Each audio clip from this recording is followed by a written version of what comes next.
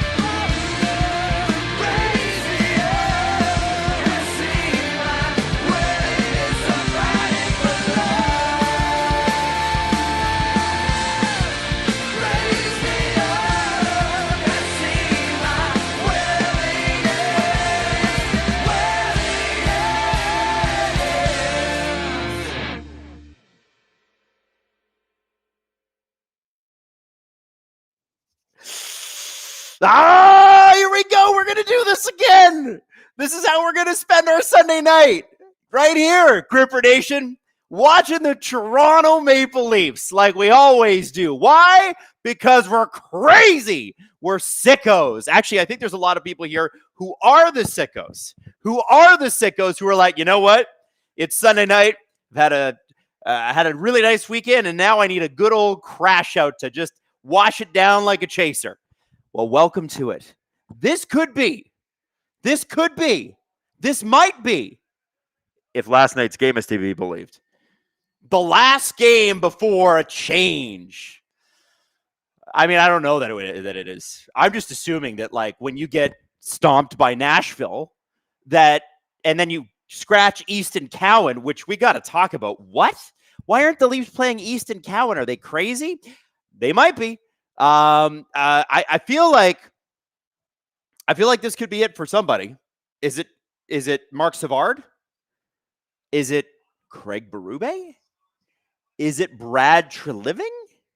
Like, I don't know. I don't know, but it feels like what did Freach say in the pre-show? It's like, this is normally like a scheduled loss. I don't know, man. They better kind of, based on what I saw last night in Nashville, first period looked good. And then, how about 60 minutes of at least we tried? Give me an at least we tried, because I'm not seeing a lot of at least we tried. Come on. Anyway, welcome everybody. I'm so excited to have you guys here. Pumped to be doing this stream. I do think this game is going to matter more than a normal Dallas Stars game on December the 21st would on a Sunday night. Just because I feel like we're in a situation where, things are getting existential. I mean, you heard Friedman on 32 Thoughts. He was like, hey, they're going to have to start asking uncomfortable questions. I was like, Friedge, if they're not already asking uncomfortable questions, I have some uncomfortable questions that I've had for the last 6 weeks, right? I have those questions. I'm sure you watching have those questions. There are questions swirling, and they're pretty obvious. Why do you suck? Why are we bad? Why is our captain rightly pointing out that the neutral zone is a highway? Woo! That's a comment. I don't think enough was made of that. Like, I feel like we need to talk about that a little bit more, don't you? Kind of seems consequent. Well, our neutral zone's a highway. Holy moly. Now, interesting stuff from Justin Bourne. A lot of people were trying to jump on me for being hard on Morgan Riley. And the reality of the situation is he's allowing the most goals on ice of any defenseman who plays the kind of minutes he plays. And yes, he's scoring a bunch, which is great, but he's allowing a lot. And it's because he's thrust into minutes that he really can't handle. Without Tana, without Carlo, they need Morgan Riley to play big minutes. And you guys saw the Luke Evangelista goal yesterday. It was gorgeous. But if you gapped up on him a little bit, Mo, you might have had him. I mean, you had position on him. And so I feel like we're in a situation now where, you have to think Brad Treliving spent all day on the phone today talking to Keith Pelly.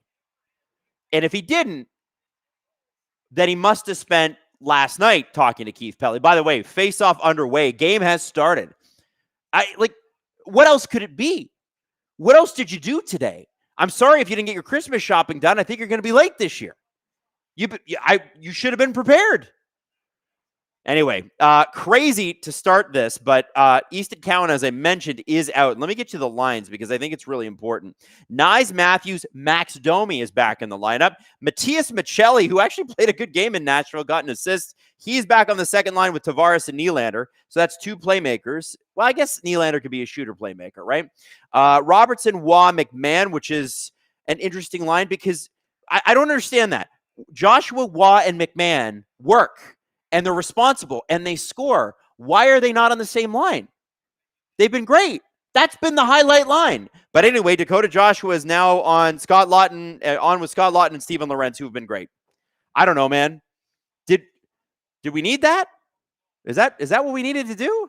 And a shot by the Stars there, turned aside by Dennis Hildeby. Hey, at least the Leafs goaltending situation's good. At least they have reliable goaltending. Woo! Woo! Oh, we're going to have some fun tonight. Now, when we talk about what the Leafs need to do to win this game, let's just be straight about it. Austin Matthews with a shot there. He actually got a shot on purpose in the first 90 seconds. Rare. Domi's got to find him. And this top line, along with the second line, which is Tavares, Michelli, Nylander, they have to score goals, guys. And I know Tavares got one last night, but let's be honest. Like, Tavares, what did he go, 12 games without one? I don't think Nyes and Tavares have had points on the power play since November, since like 20 games ago or something like that. It's crazy. We all of that needs to change. We need the top two lines scoring. We need power play goals. And then, all of our problems will be solved. And look at that big shot from Oliver Ekman-Larsson, turned aside. But a good shot. Now, let's have a look at Dallas's lineup here. I'm going to pull it up.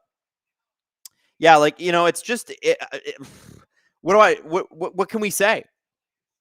Like, I'm almost out of options here in terms of what I can tell you other than I don't know what we're going to be in for tonight. I don't know what we're going to be in for period to period. I would have told you had I been doing the stream and Steve was, hey, the Leafs had a good first period in Nashville. They did. And then, kind of watching this and going, hey, the first couple shifts look good. Matthews has a shot. All right, let's go, baby. But you know that you can't trust that, which is the worst part. Like, let's say they win tonight. Are you going to feel any better? No, you're not going to feel any better. You're not going to feel better until you're convinced of it. And you're going to need to be like a month or 2 months into seeing some winning for you before you get convinced. And look at that giveaway. Jamie Benn leads to a great save by Dennis Hildeby, but that is a terrible neutral zone giveaway. By the way, Robertson, Hintz, Maverick Bork, Duchesne, Wyatt Johnson, Mikko Rantanen. And look at that. Esa Lindell, Miro Heiskanen, Harley, Nils Lundqvist, Labushkin, Petrovic. You know, just a group of studs in the top 6 on both forward and defense. I don't even need to mention Sam Steele and Jamie Benn's line. Do we care about? Listen. I love an Alan Walsh client, Radek Faxa. But are we worried about that? No, we're worried about the top 6, and it's kind of scary looking. All right. By the way, I'm supposed to tell you this. Please hit like on the stream because it helps us reach more people. And I'm sure there's plenty of people who'd love to watch another sad clown crash out over the Toronto Maple Leafs. By the way, Ghost of Works dropping a $20 super chat a few minutes ago. Don't worry, I'm coming back to read all your super chats, ladies and gentlemen. Don't you worry. 15:51 left in the first period. They haven't counted Matthews' shot as a shot just yet. Maybe it missed the net. Morgan Riley with the puck. Down near the zone. There has not been a whistle in the first period yet. Not one. It's just going to fly. Here comes Matthews. Down low to Nyes. On the half boards, Domi behind the net. Receives the pass from Nyes. Back up to Oliver Ekman-Larsson at the point. Back to Max Domi, newly fresh off of a scratch, a healthy scratch, his second of the season. Leads to his shot, but doesn't really go anywhere. No rebound to be collected by the Toronto Maple Leafs.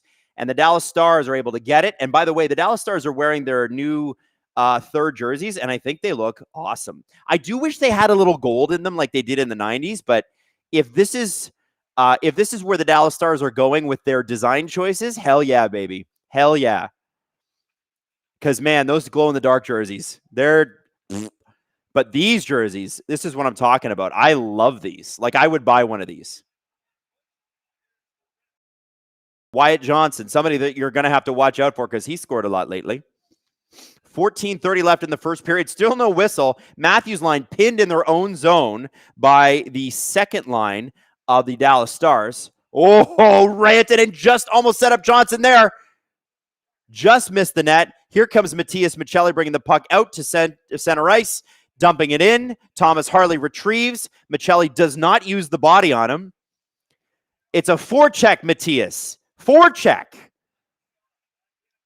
That's how you stop a play like that. And Harley made a nice little backhand pass, and at least make it way, way, way too easy for teams to break out of their own zone on the weird small opportunities that they do get in an opponent's offensive zone. They never get them because opponents are able to reload on them so quickly it doesn't matter.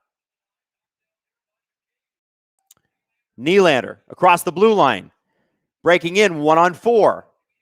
Gets the puck, tries to get the puck down low to Robertson, but he actually fans on the pass. He does make an interception right before Dallas is able to clear.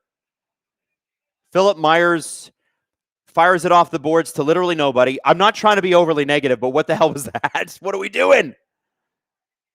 Listen, it's been a while since we've had a player on defense who handles the puck like it's a grenade. The last guy can really, nice shot there by Riley. We finally got a whistle. 7 minutes into the period, we got a whistle. We finally have one again. I can remember, you guys remember Martin Marincin? Man, great on the defensive side of the puck, but anytime he had to touch the puck, like actually handle it, it was like, oh my God, it's going to explode. Philip Myers reminds me of that this year. Ghost of Works. Brace yourselves, ladies and gents. We are getting a goalie goal tonight. You think so, huh? Did you put money on that? Are we getting a Jake Ottinger goal tonight? Is that what we're getting? Oh, God. Leif Olpstad relaxing on Sunday after a thrilling Seahawks victory on Thursday, featuring the craziest 2-point conversion I've ever seen. So my stepfather is a huge Seahawks guy, and they have low-key been a very, very good team this year, 12-3. By the way, my Steelers are playing right now, and if they win, they clinch a spot, and it looks like they have a pretty good chance at winning. 5 minutes left, up 29-17. Although I think DK Metcalf's getting suspended. Did you guys see that? He punched a fan. Did you see that? It's crazy. I do want to give you a little bit of a fantasy update. I know you don't care, but this is for pride. And it's looking more and more like Steve Dangle and myself will be meeting in the SDPN Fantasy Football Finals. I am winning handily over producer Hayden, who's not on the chat tonight, so we can't chirp him. Steve and Justin Fisher are currently neck and neck. So maybe Justin will want to weigh in on this. Yeah, he is. He is weighing in on this. He's like, oh, no, whoa. And you know what's funny? Can I just say this? Producer Drew, who does the football show at this network, didn't make the playoffs. Didn't even make the playoffs. Can you believe that? All right, what else we got here? Talents here. I think it's criminal that teams will axe staff before they axe players. Should be equal consideration. Well, here's the thing. The coaches still get paid, right? And if Berube or Savard or any of these guys got fired, first off, they're not going to miss a paycheck. They're going to be fine. Second thing is, very likely they get picked up. Like Craig Berube is a very well-respected coach in this league. So let's say he were let go tonight. I don't think that's going to happen right before Christmas, but let's just say. I feel like it would be like a Jim Montgomery situation. Remember when Monty was let go by the Bruins last year, and then a week later, not even a week later, the Blues are like, we'll take him. I feel like it's one of those scenarios. It would just be the first domino to fall. Adam93 says, if Berube isn't the answer, who is? That is a really good question. If it were my team and I wanted to fire the coach, I would put Derek Lalonde in as the interim head coach, and I would play out the season, and then I would wait for more coaches to become available. That's what I would do. I don't know if that's what they're going to do, but that's what I would do. Oh, nice little shot there. Nick Wildline still making things happen. It's a bit of a new look. Again, like I told you, Robertson is now on the line, and Robertson's playing his brother, Jason. They do like playing each other. Jason was actually interviewed by Sean McKenzie before the game. Very complimentary of his brother and his work ethic and how hard he has to fight to stay in a lineup. It's really nice. Domi beating out Hintz for that puck, but he's not able to get it to Matthews. At least he's looking for him.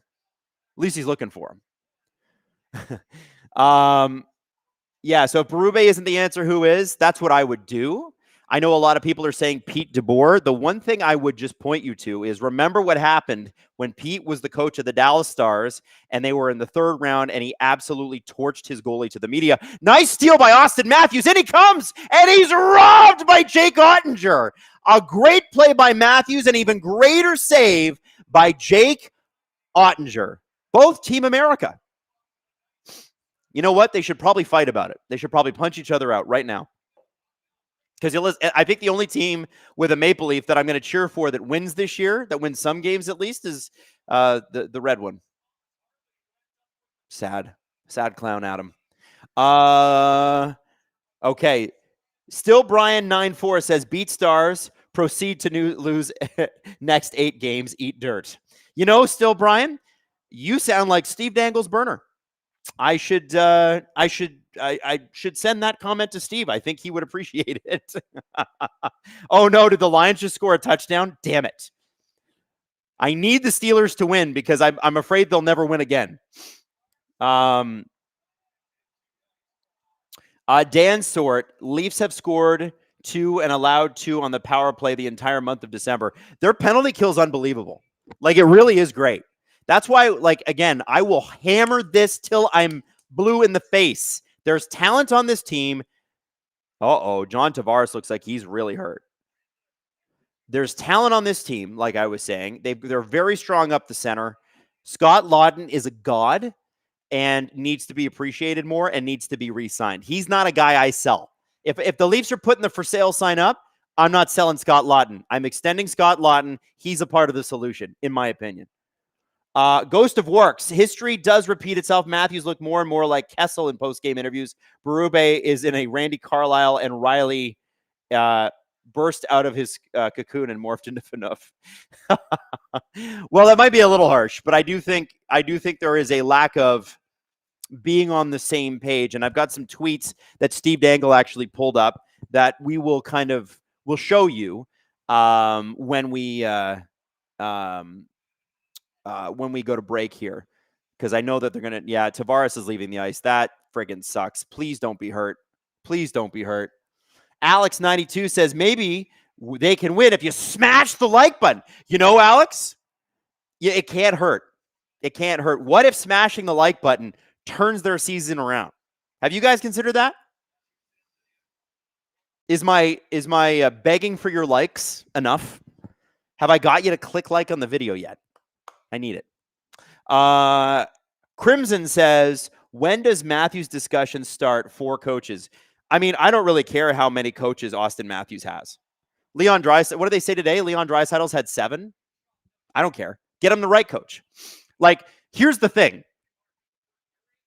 And it's an ugly stat, but it's the truth. Austin Matthews, in his last season under Sheldon Keefe, had 69 goals.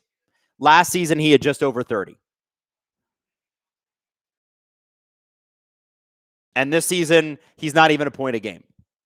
I think you put any coach with any sort of offensive semblance in there, I think Austin starts scoring again. And I don't even know that he's at full health. And I'm not even saying that he doesn't deserve criticism. He does. Totally he does.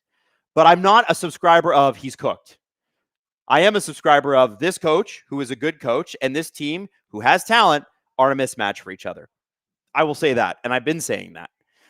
Cool Man Lanny, let's cook, boys. Cool Man Lanny, I have to tell you, I love your positivity. I love the caps lock. I don't know how you do it, but I think the reason I know that you don't, I don't think Cool Man Lanny is a Leafs fan. I think Cool Man Lanny is a fan of another team. I just can't remember which one. And I think Cool Man Lanny can be positive in this chat when the rest of us are sad. And I think that's nice. Mike Schmidt dropping 20 SDPN memberships. Thank you, Mike Schmidt. Let me just say this. If you got gifted an SDPN membership, make sure you thank Mr. Schmidt for dropping that. And also, remember, VIP episodes. You now have access for 30 days to all of our VIP content, which is so much fun. You get an extra episode every single week. Now, if you got a VIP membership here, consider upping the membership, meaning like continuing it so you can stay on the VIP track. And if you want to hear our episodes without any ads, you can. Just be a member of VIP ad-free, which is $6.99 a month. It's available on YouTube, Apple, Spotify. Helps a small business like ours. Really appreciate it. Natalie Drake. What's up, Natalie? So when do we stop hoping for wins and start hoping for a bottom 6 finish? What is the magic pick number to keep the pick away from Boston? So it is a top 5 protected pick. I'm just watching the Tavares thing. Hang on, Natalie. I'll get you back.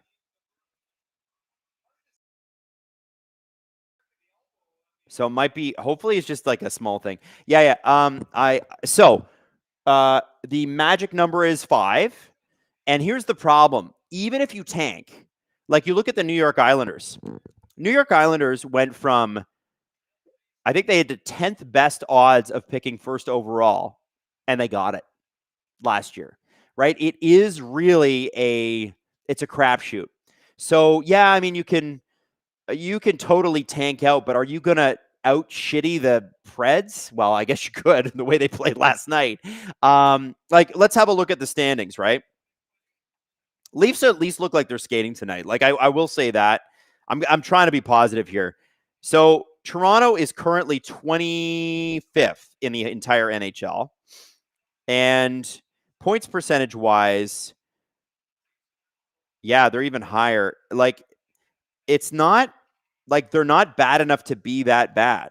Columbus clearly thinks that they can do something because they just traded for Mason Marchment on Friday night, which was an interesting trade. Blackhawks just lost Bedard and then lost Nazar the next weekend. They just lost. I know that because I have both of them in fantasy. Yeah, but like, the Jets have been bad. I think they're going to get better. I think the Kraken are actually bad. I don't think they're a good hockey team. The Blackhawks, I think, are better than this. The Preds, I don't think so. Vancouver is on a tear since trading Quinn Hughes. Columbus they believe in Columbus. I can't say I do. And the Calgary Flames are bad. So yeah, I don't know. I don't think it's not a great outcome. I think your best outcome is if the team is going to be bad, if it really is this bad, then you are selling players like Carlo and OEL and some of these other guys, and you're hoping to get multiple firsts in the first round, even if they're in the 20s. If you get 2 or 3 of them, then you get 2 or 3 of them, and you go, we tried, we made a run at the Cup, we took the Cup winners, the eventual Cup winners, to Game 7, and yeah, it sucks, but that's the risk you take when you trade a first-round pick. Nobody saw this coming. Lolo says, dude, Matthews is Tua. You got to move on. Well, listen, if that's true, then I think the entire organization has a bigger problem than that. I don't believe that. I don't know that he's ever going to be 69 goal player again, but I don't see why he can't have 40 or 50 goals. I just don't. I think this is a systems issue more than anything. I'm not saying that he's one of the top 10 best players in the league anymore. I don't know. You have to see it, right? You have to see proof of it. And we haven't seen that in 18 months. But I do think it's kind of interesting that his goal production declined immediately when Craig Berube came in. Immediately, like in half. I think there's something to that. And I think it would be silly to at least not allow for a new coach, a new way of looking at things to prove one way or the other. You might be right. Maybe he is Tua. Maybe the injuries have finally got to him. I just have a hard time with that. Great sports science team. He's 28 years old. I'm struggling with that one. Cool man Lanny is a Sharks fan. The present is teal. Man, imagine watching Macklin Celebrini every night. Oh, couldn't be me.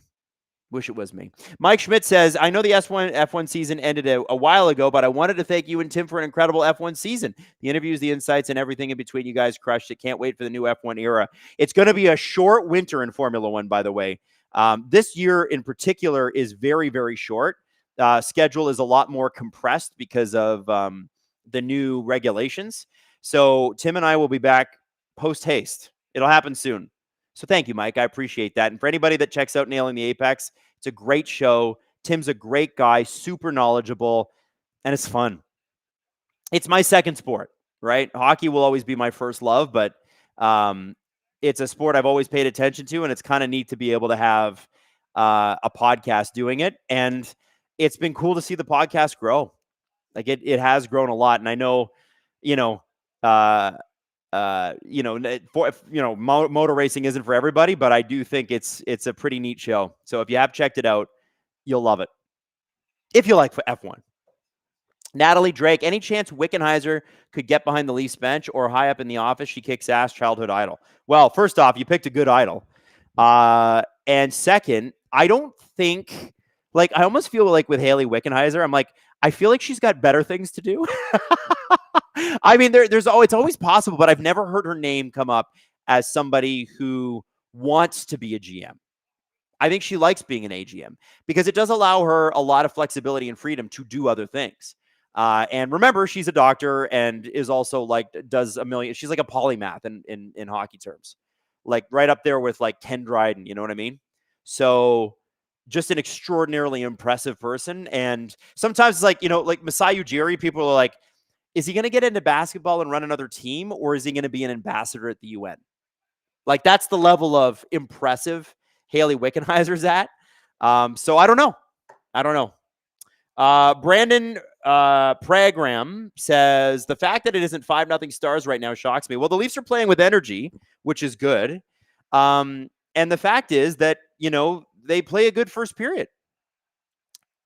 You could make that comment at the end of the second period, and then I will listen to that a little bit more. It's their second periods that kill them. They get destroyed. I don't know what it is. It's like a weird mental block.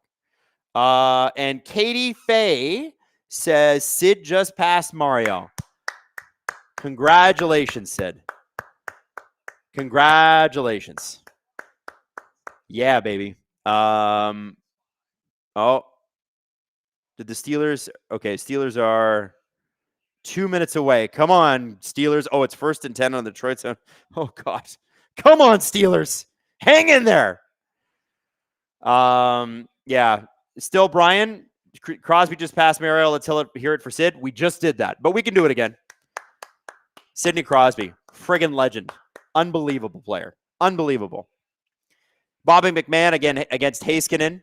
Nobody really there in support. Matthews is still out there. I think McMahon's got to change here.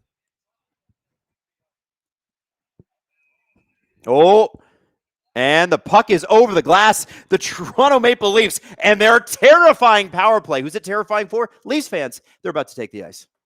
Now, I think this is actually a good time to talk about the fact that despite all of our protestations, okay, we finally got some changes to the power play. And the Leafs did not want to do this. And I'll tell you why they didn't want to do it.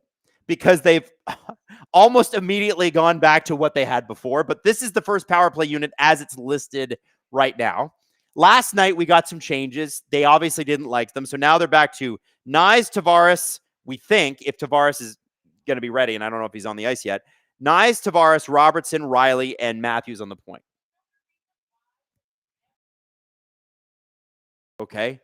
And then on the second unit, Michelli, Domi, Nylander, Ekman Larson, Waugh. And the way I look at the second unit, it's interesting because Michelli is at his best a playmaker. That's what he's supposed to be. Domi is at his best a playmaker, and they've got him listed as the center on this line. I hope Nick Waugh is taking those draws. No disrespect to Max, but Nick Waugh is the better center. And then Nylander, who I also view as a playmaker. But he's got a lethal shot, scores a lot of points, so I guess you can kind of make them both. That's a lot of playmaking on one line. And I look at the Knies, Tavares, Robertson, Riley, Matthews. Who in that group is really legitimately going to set Matthews up? Like we're talking about Matthews. Somebody said earlier, oh, Matthews is cooked. Yeah, I'd like to see him with the puck ever. I'd like to see somebody pass to him. And watch. Once you watch the game, you cannot unsee it. The guy never gets passed to. He's always the one dishing now. So I'm curious how they're going to do this. It looks like Domi, Knies, and Matthews out now that Tavares is off the ice. I don't know. I don't know what they're going to do. I hope Tavares is back out for the second period. That's all I got to say. Let's see. Oh, there he is. And by the way, big shout out to Robbie G12 dropping 10 SDPN memberships. Robbie G. Thank you, sir. And by the way, please say congratulations, or not congratulations. Please say thank you to Robbie G. You can also say congratulations. What for? I don't know. But you're allowed to say congratulations to Robbie G. Thank you, Robbie G. You rock.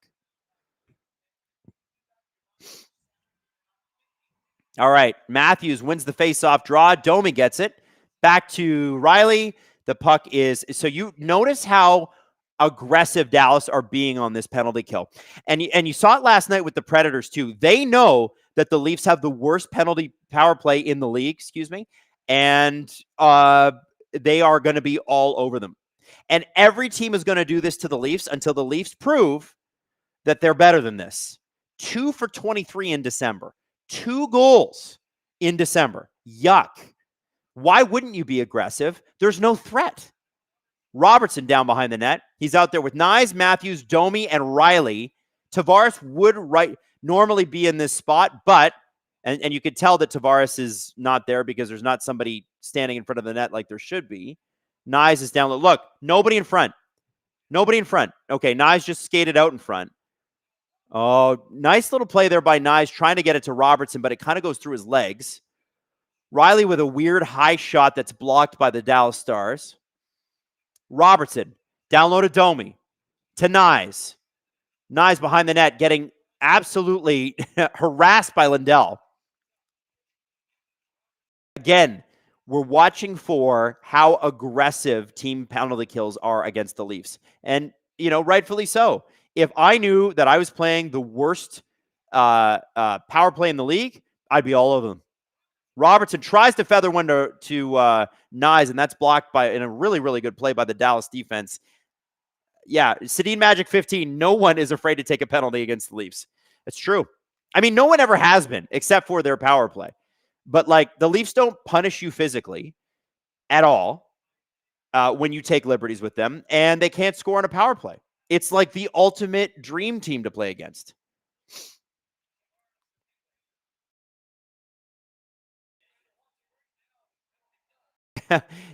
You know, 3-1 says, meanwhile, the Oilers are at 42% on the power play for December. Oh my God. Oh my God. I can't even imagine.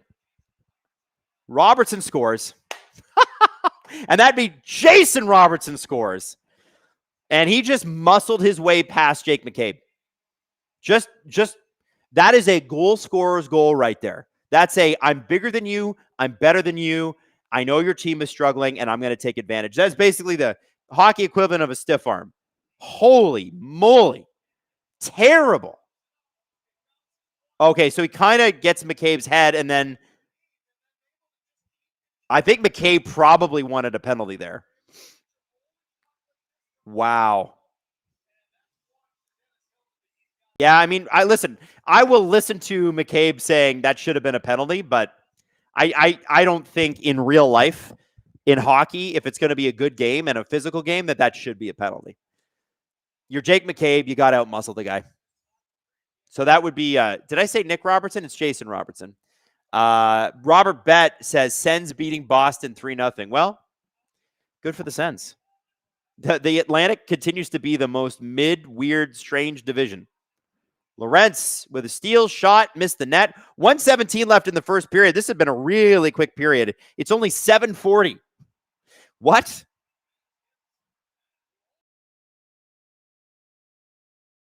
Leafs, by some weird twist of fate, are out shooting the Dallas Stars, and they've had a penalty for, and Dallas scored anyway. There were days in the last 10 years where I thought the Leafs could beat anybody. After last night in Nashville, I don't know who they can beat. Like, I really mean it. It's weird to see. It's we've been lucky for a decade in the regular season that this is a team that could win.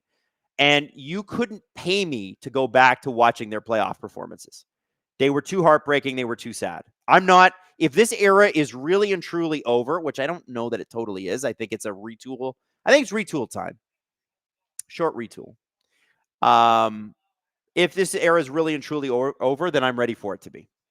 I mean that. And I'm happy that they're going to hang on to Matthews and Nylander and some of these guys because I think there's some real pieces here.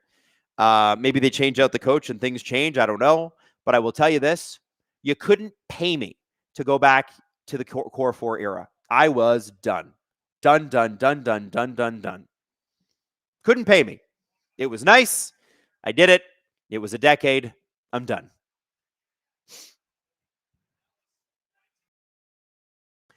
R. Bruce, Dallas Stars. Yeah, they're good at hockey. Have you heard? The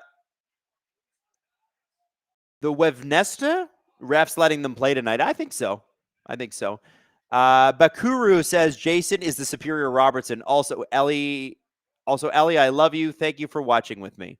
Oh, that's nice. Little shout out. Sedin Magic 15. If they had to beat the Preds, would that have changed your opinion? No. It was like when they came back against Pittsburgh. Are we believing that? No, we're not believing that. Come on. No chance. Maddie, this seems like a good time to bring up Steve's tweets. So Steve Dangle, still Brian, by the way, says Jason Robertson to the Leafs. Wasn't he unhappy? No, I don't think he's unhappy now. I think the fact that Nick Robertson requested a trade out of here a couple years ago probably means Jason's probably not on his way. But anyway, so look at this first tweet from David Alter. Craig Berube on the Preds' second and third goals tonight.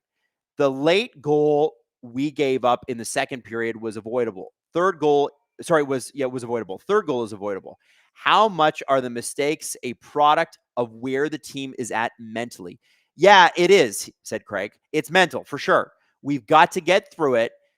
We've got to get over that. We've got to go make better decisions throughout the game. Now, Maddie, let's put up the other tweet because this is interesting. That's what Berube said. Okay? Big shout out to Dave Alter for having those quotes because he follows them everywhere, and they're on a road trip right now.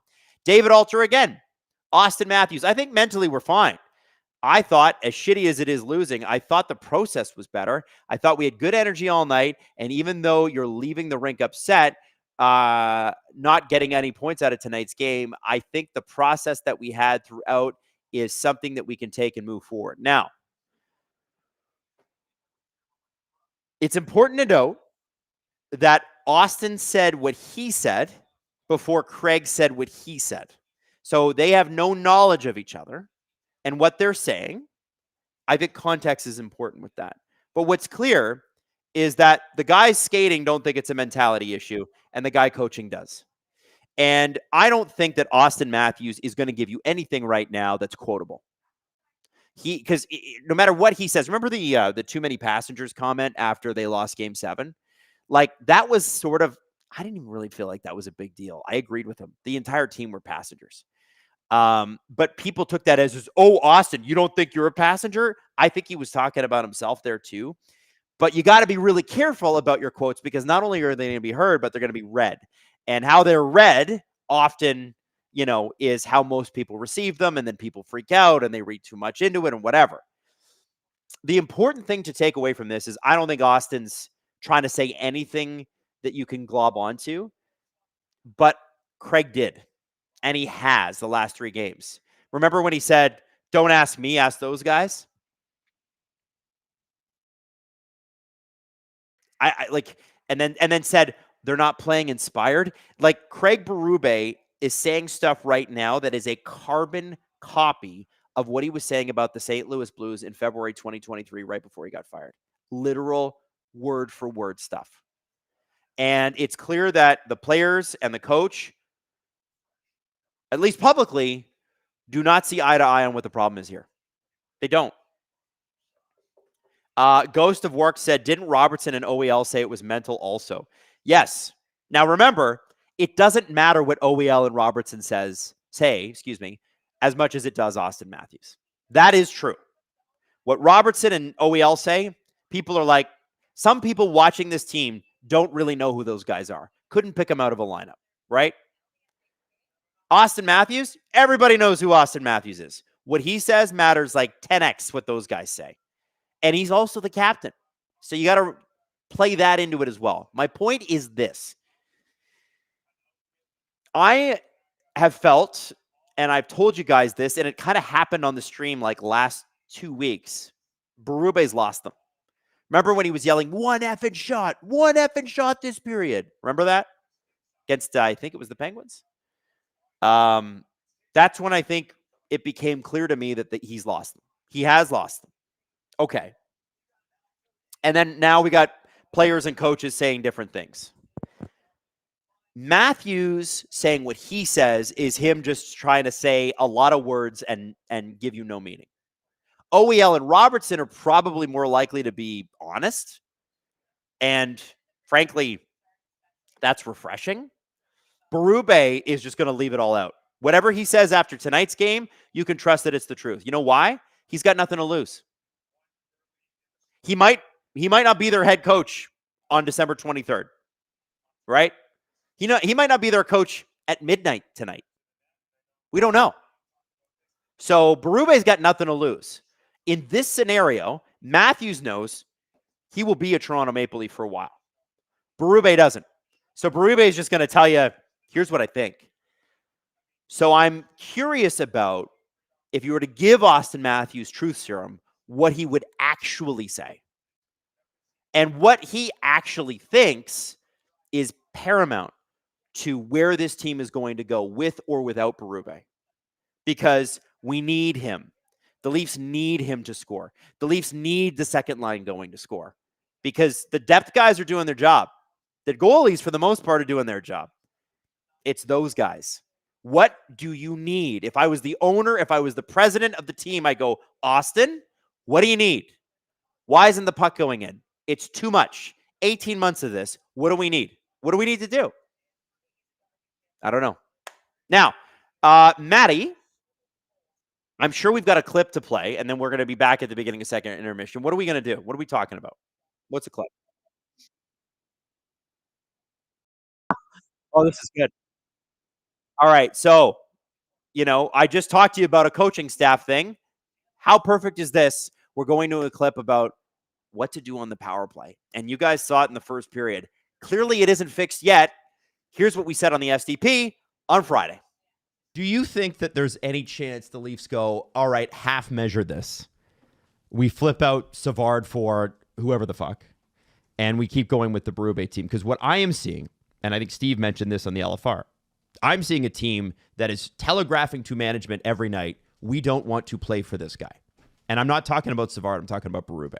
The Savard thing, he shouldn't have ever gotten the job. And I think it's a good point that if you look at Savard and the way the tenure has gone, you got to then question the decision-making of the people who hired him and then keep him in that position. Because Berube loves Savard because they worked together in St. Louis in the 1920 season, where the Blues had the third best power play. So he's like, oh, he's great in power play. He goes to Calgary for the 23-24 season after coaching the Windsor Spitfires, and they have the 19th best power play.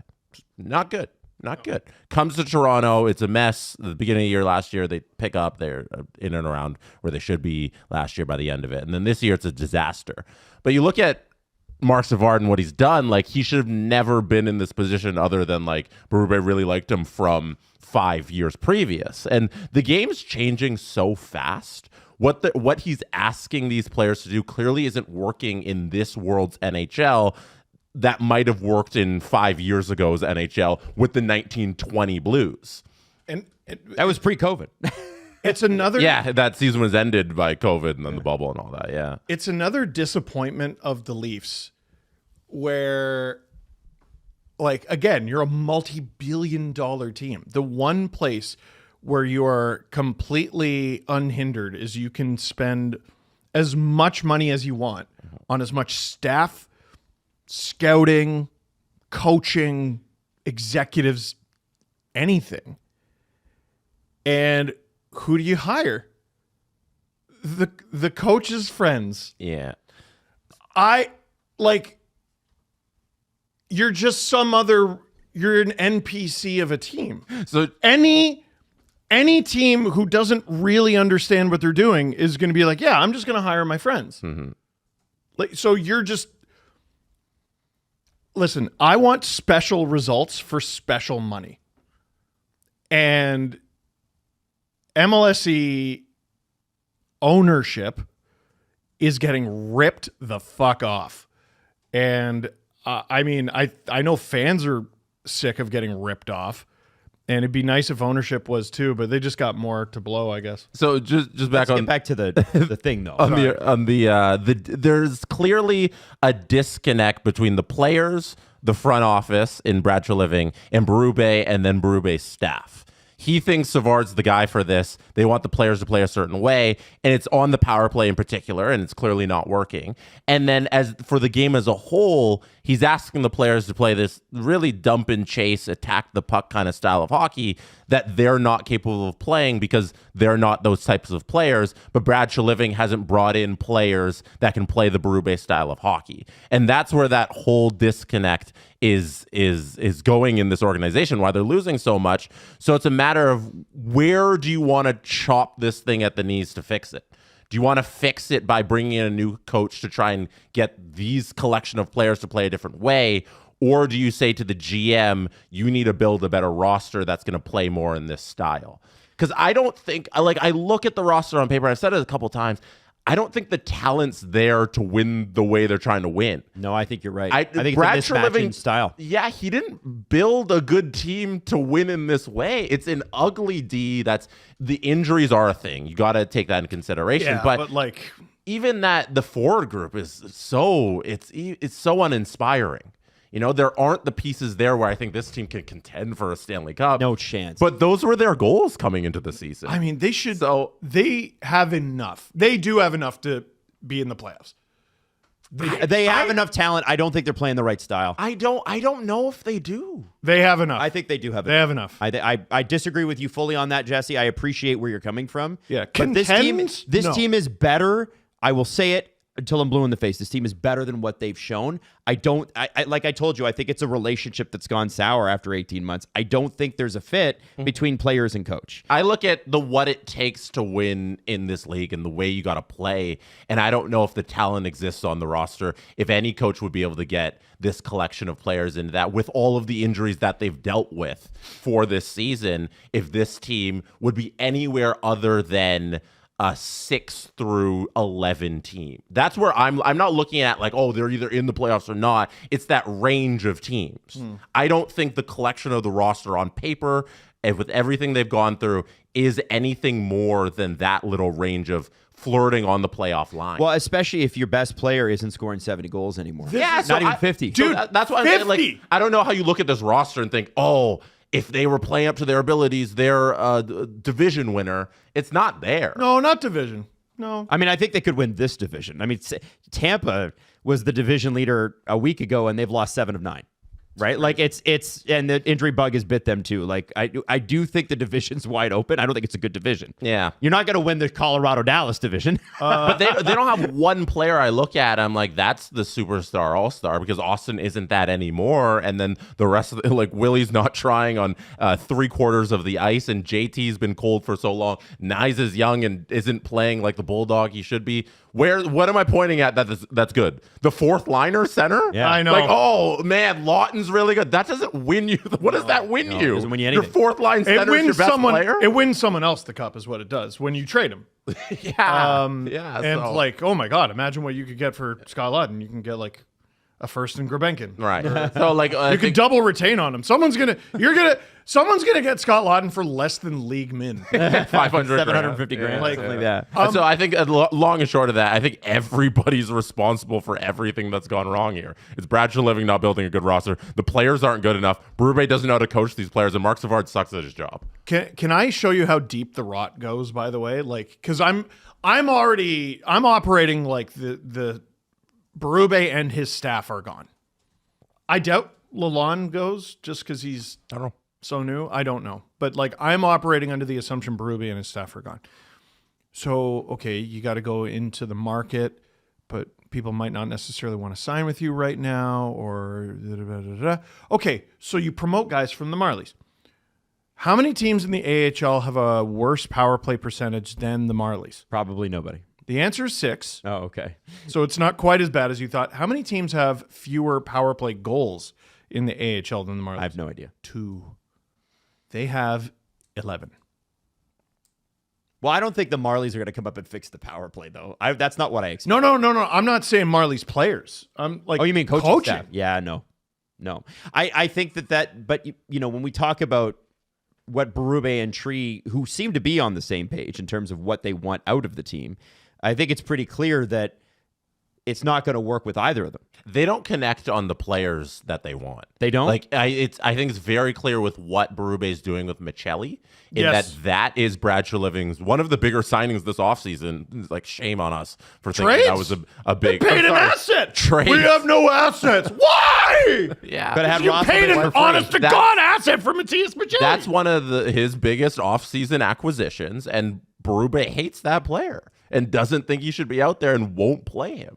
There is clearly a disagreement in philosophy amongst who should be on the ice. Yep. And who the organization should have in the organization to play hockey for them. So who's gonna be the one that's gonna lose their job to then usher in somebody who's connected as a whole in how this organization should be run? I think that's an important question. If you want to go even deeper, the Leafs star goalie from last year is in witness protection.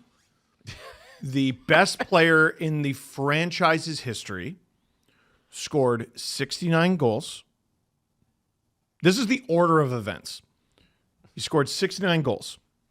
We were told he was fine. Then we were told he was day-to-day. Then he's in fuck off Europe. Then he misses a month. Then he comes back. Then he's still pretty mid. By the end of the season, he put together a pretty good season, but it wasn't near his usual standard. Mm-hmm. This season begins, and we're like, here we go. And they tell us he's healthy. And they tell us he's healthy, and he says he's healthy, and so he's healthy. And it's like, oh, so you're just bad then? Yeah. You're just bad then. I think part of it too is there's nobody getting him the puck on his line. Okay, there's no one getting him the puck. What if it's harder to get him the puck? It could be, but I don't think anybody's getting him the puck. No one's getting him the puck. I mean, we talked about that power play from the previous game last episode, and I'm like, it went from Nyes to Nylander to Riley the entire time, and Matthews didn't touch it. And he had the puck 11 seconds for the first 2 periods, and people are going to say, well, that's on him. I'm sorry, actually, guys, that's not, because Austin is not a power play quarterback. Austin is the guy that you get the ball to. As I go back, oh, you know what? I don't feel like passing the ball to Michael Jordan. I don't feel like passing the ball to LeBron. All right, Austin, well, hold on to your socks. Here's William Nylander instead. And he's completely disinterested. So, and those two played together for a solid 4 years. Oh, yeah. And had great results. So there's the conversation about Berube and the coaching staff, and they definitely can't motivate these guys, and they definitely don't listen to them. But also the Stars are paid very well and are playing like shit because they are hurt or sick or just bad now. We don't know. There is nothing to have faith in the Leafs organization at all.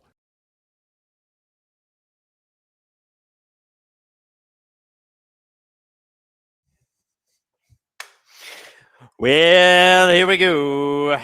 We are back for the second period. Notoriously really great for the Toronto Maple Leafs, who lead the league in goals allowed in the second period. Anyway, welcome, everybody. I'm glad so many of you stuck around. We're going to have fun. Yeah. Let me get to some super chats here as this period gets started.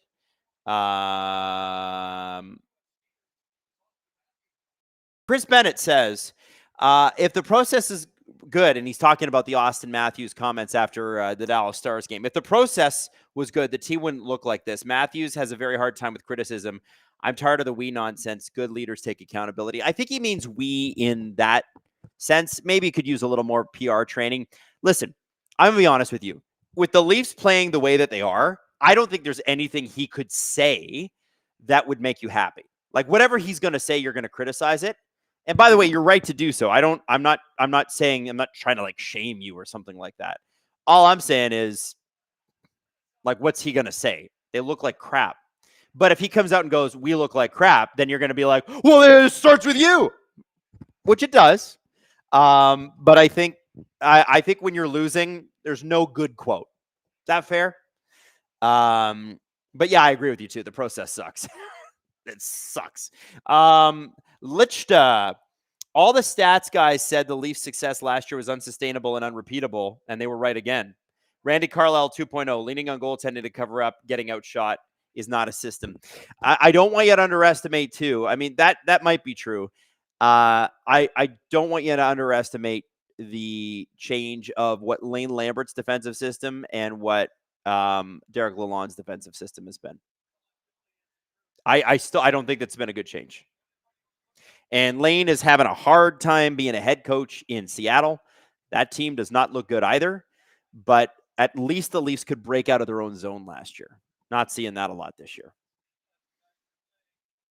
Also, I think, they sort of mentioned it in the pregame for Sportsnet. They were like, are they scratching Easton Cowan as a message to management to say that you never replaced the player? No, that with Matthews. Is McCabe hurt? No, he's okay. He's okay. That's what the Leafs need, another friggin' injury to their defense. I think that stung. I hope it's not broken. So let's see what Bork does here.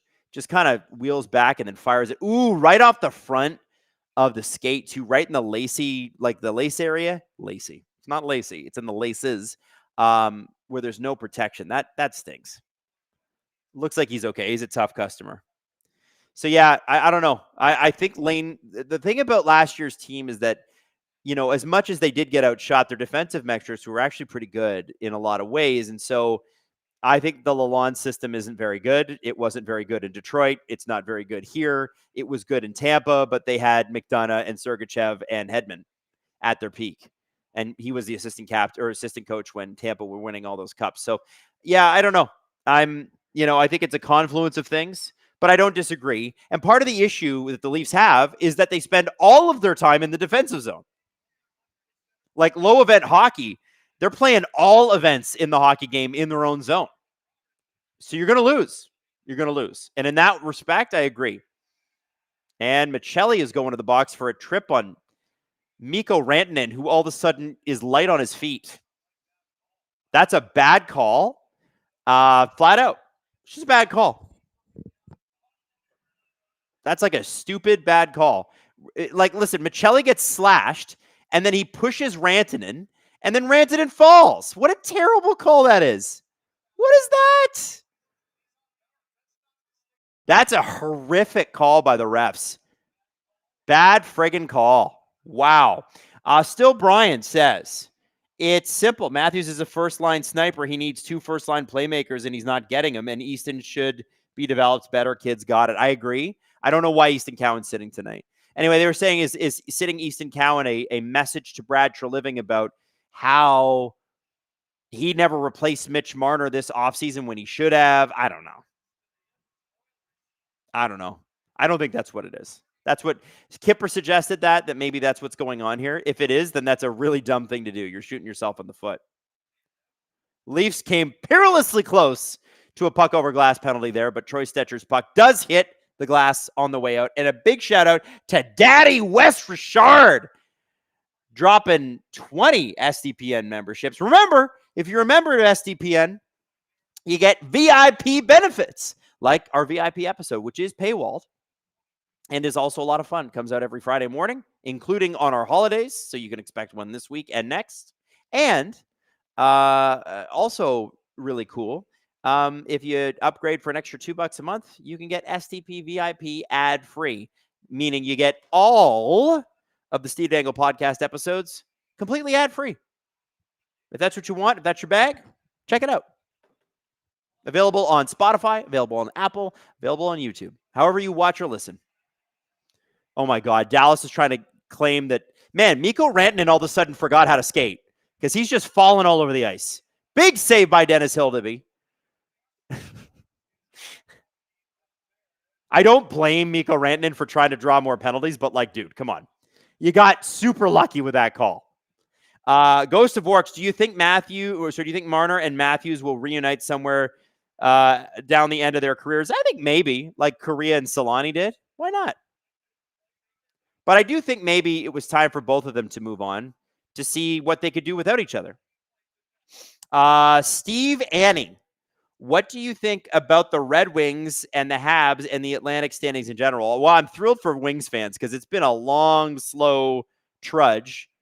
And I think, by the way, Jason Robertson is now going to the box for a trip, and he's not liking it. He's laughing.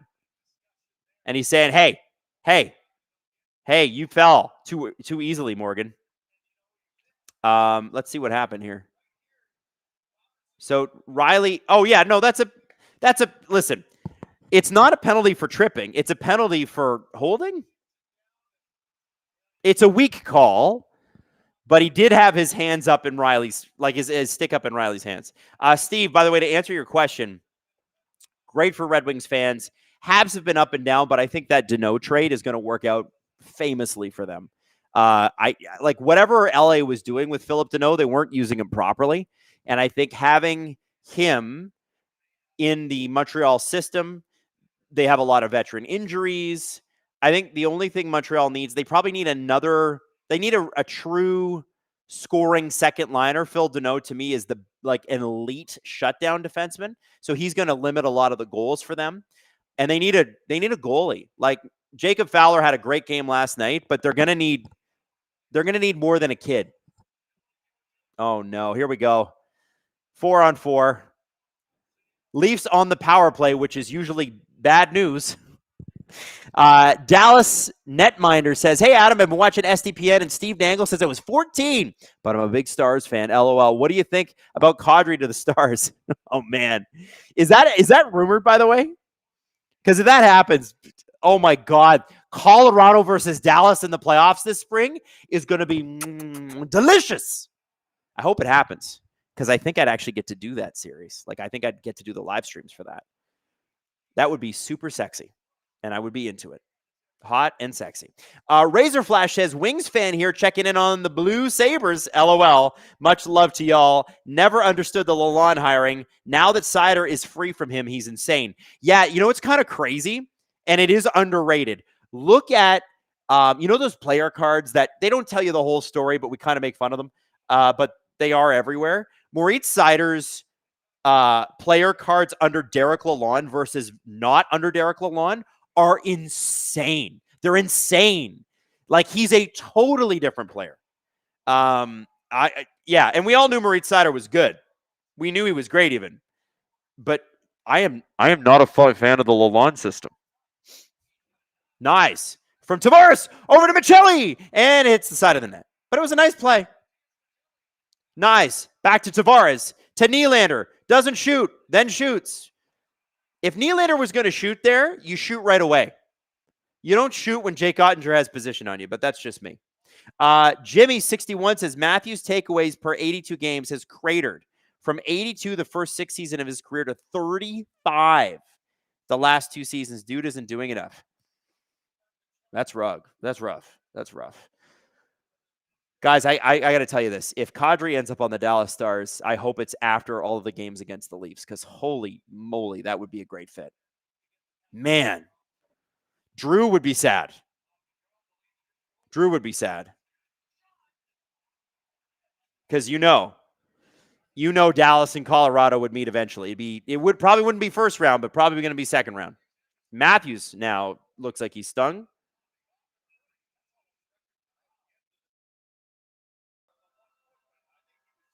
Oh, he lost a blade. Huh.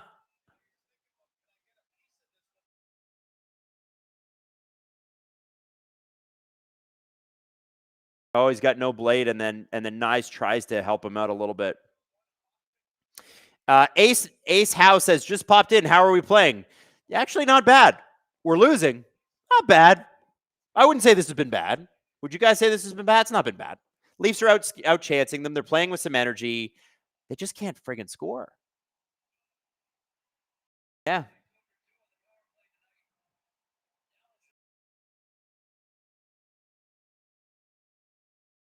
All right. Let's see what happens. Matthews back on the ice with a new skate blade. Hopefully they took the old one off the ice. Otherwise, there's a nice just knife hanging out in the ice there. Bork.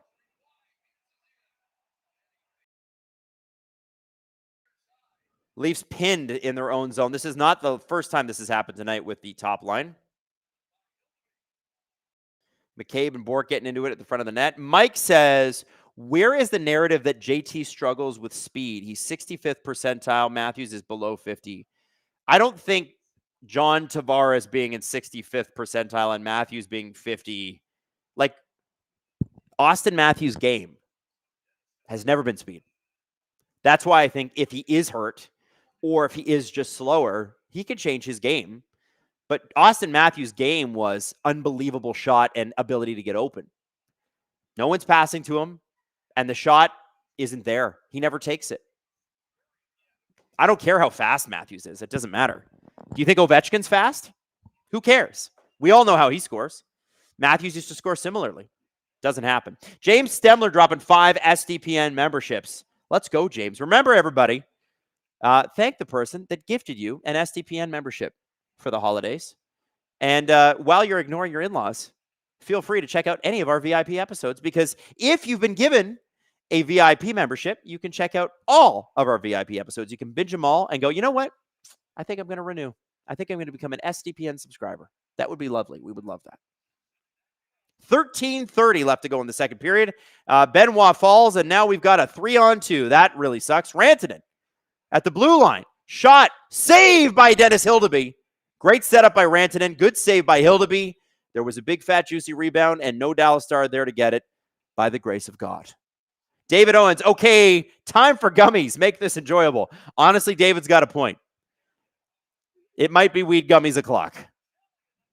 Michelli. Oh, Shot kind of went wide. Then Nylander tried to get it to Michelli. Michelli looks like he's playing well. Hey, if they get a new coach, maybe Michelli gets a new lease on life. Riley to Nylander. And that shot goes wide. Was it tipped? Bizarre. Michael Sanders. Do you think they keep Berube to entice the guys to waive their no move clauses? Oh, man. I don't think so. I don't think that's how it works. That's not how you run a good business. I don't think so. I appreciate and respect the creativity, though. I do. Yeah.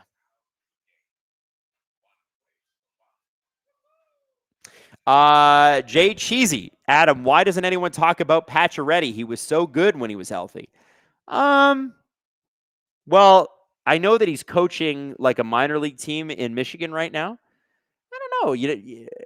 I think, the NHL Alumni Association put out like a happy retirement. I haven't heard anything about him coming back. So I would assume until we hear otherwise, he is fully retired. R1 says Leafs are a great boon to the local cannabis shops. Hell yeah, they are. Hell yeah, they are. Tame Dog 801. If Utah trades Schmaltz for Kiefer Sherwood, we're in the playoffs. Okay, but hasn't Vancouver won 5 games in a row? Like, why? Now Vancouver's in a tough spot because you've made a really good trade and instantaneously it's all worked out. We don't know how sustainable that is. So if you're Vancouver management, you're now like, okay, but are we good now? Is this happening? I think Vancouver's got time to figure that out. I don't know why they would take Schmaltz for Sherwood. Isn't Schmaltz a UFA as well? I don't see that deal makes sense. But who did you hear it from? I think Kiefer Sherwood makes sense as like a deadline rental.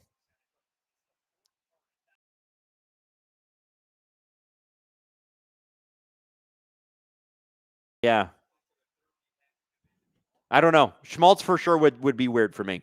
I think you're going to see picks.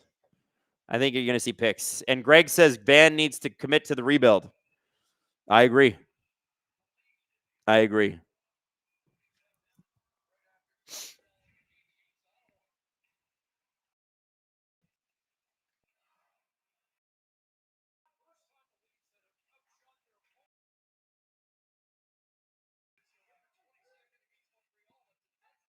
And here comes Jamie Benn. Drops it. Shot. Just misses the net. That was a good one, too. Sam Steele. Dallas has a really good cycle going on right now. Michelli able to intercept to Nylander. Hey, at least they're skating. Steele kind of knocks the puck off Nylander's skate, so that kind of stick, and that kind of ruins the drive to Tavares. And a great save by Jake Ottinger. Hey, they made something happen in the offensive zone. Let's go. Sparta says the Wings are a paper dragon. Well, paper dragon or not, they're a dragon right now. They're doing well. Tampa's struggling. Toronto's struggling. Sens are having a good night, but they're up and down. Habs haven't been able to get consistent goaltending. Like, it's a weird... man, would you be shocked if Buffalo made the playoffs at this point? I wouldn't. They've won 4 or 5 games in a row. They look happy. They look pumped. They're like, God, finally, we're released from this jail of Kevin Adams. What did you guys think of the Bergevin move? So now Yarmo is running the team, and Mark Bergevin is his assistant. I thought that was interesting. Mark Bergevin leaving one assistant GM job for another. And some people might see that as a lateral move. Maybe he gets a pay raise, but no? Interesting. You're leaving Los Angeles for Buffalo. They have palm trees in Los Angeles, and they don't in Buffalo. Interesting. Very interesting.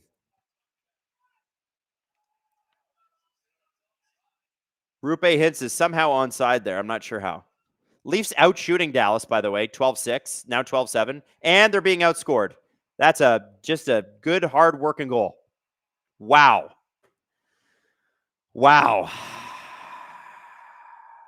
Maverick Bork. Oh, why did I even say it? Why did I even say that they were out shooting them and outscoring them? Why did I say that? I should know. I should know better. Nobody out front, by the way, helping out Dennis Hildeby. Like Maverick Bourque was by himself. Look at this. So Robertson gets the puck up. Hintz apparently is onside. He wasn't sure either. And then the puck, and look, Domi and McCabe, just nobody has him. I don't know who's supposed to, but Chris says, not to be a dick, but how are these two teams in the same league? It's crazy because the Leafs are out chancing and out shooting. Oh, so Berube is going to do a timeout, and they want to have another look at this to see if Hintz is actually offside.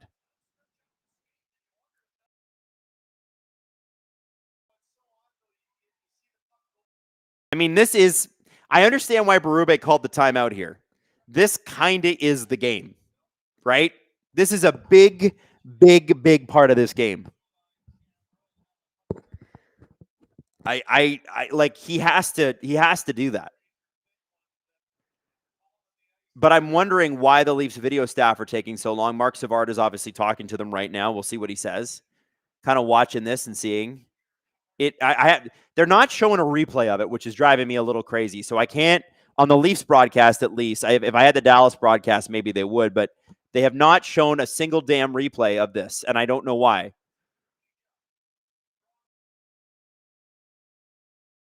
So now they are going to challenge. Now this is, I told you, this is a big deal because they don't call, they called a timeout, and if they're wrong, it's going to be a penalty.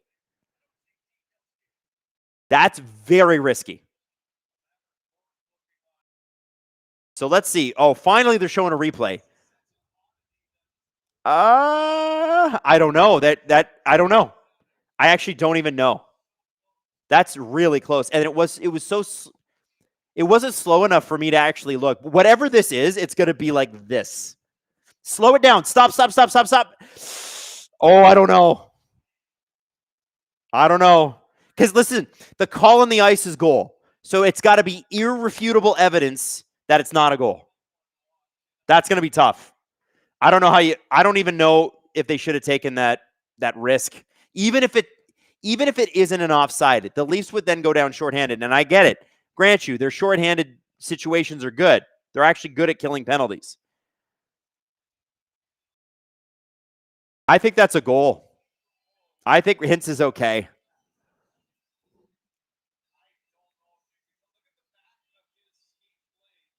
I don't know.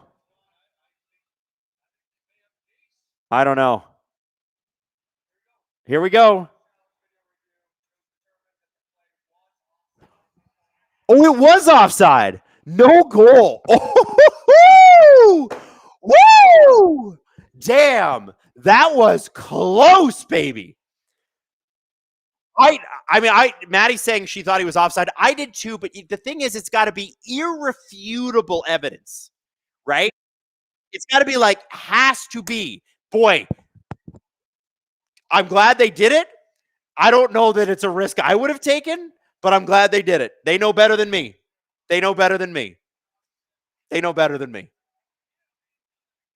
Oh.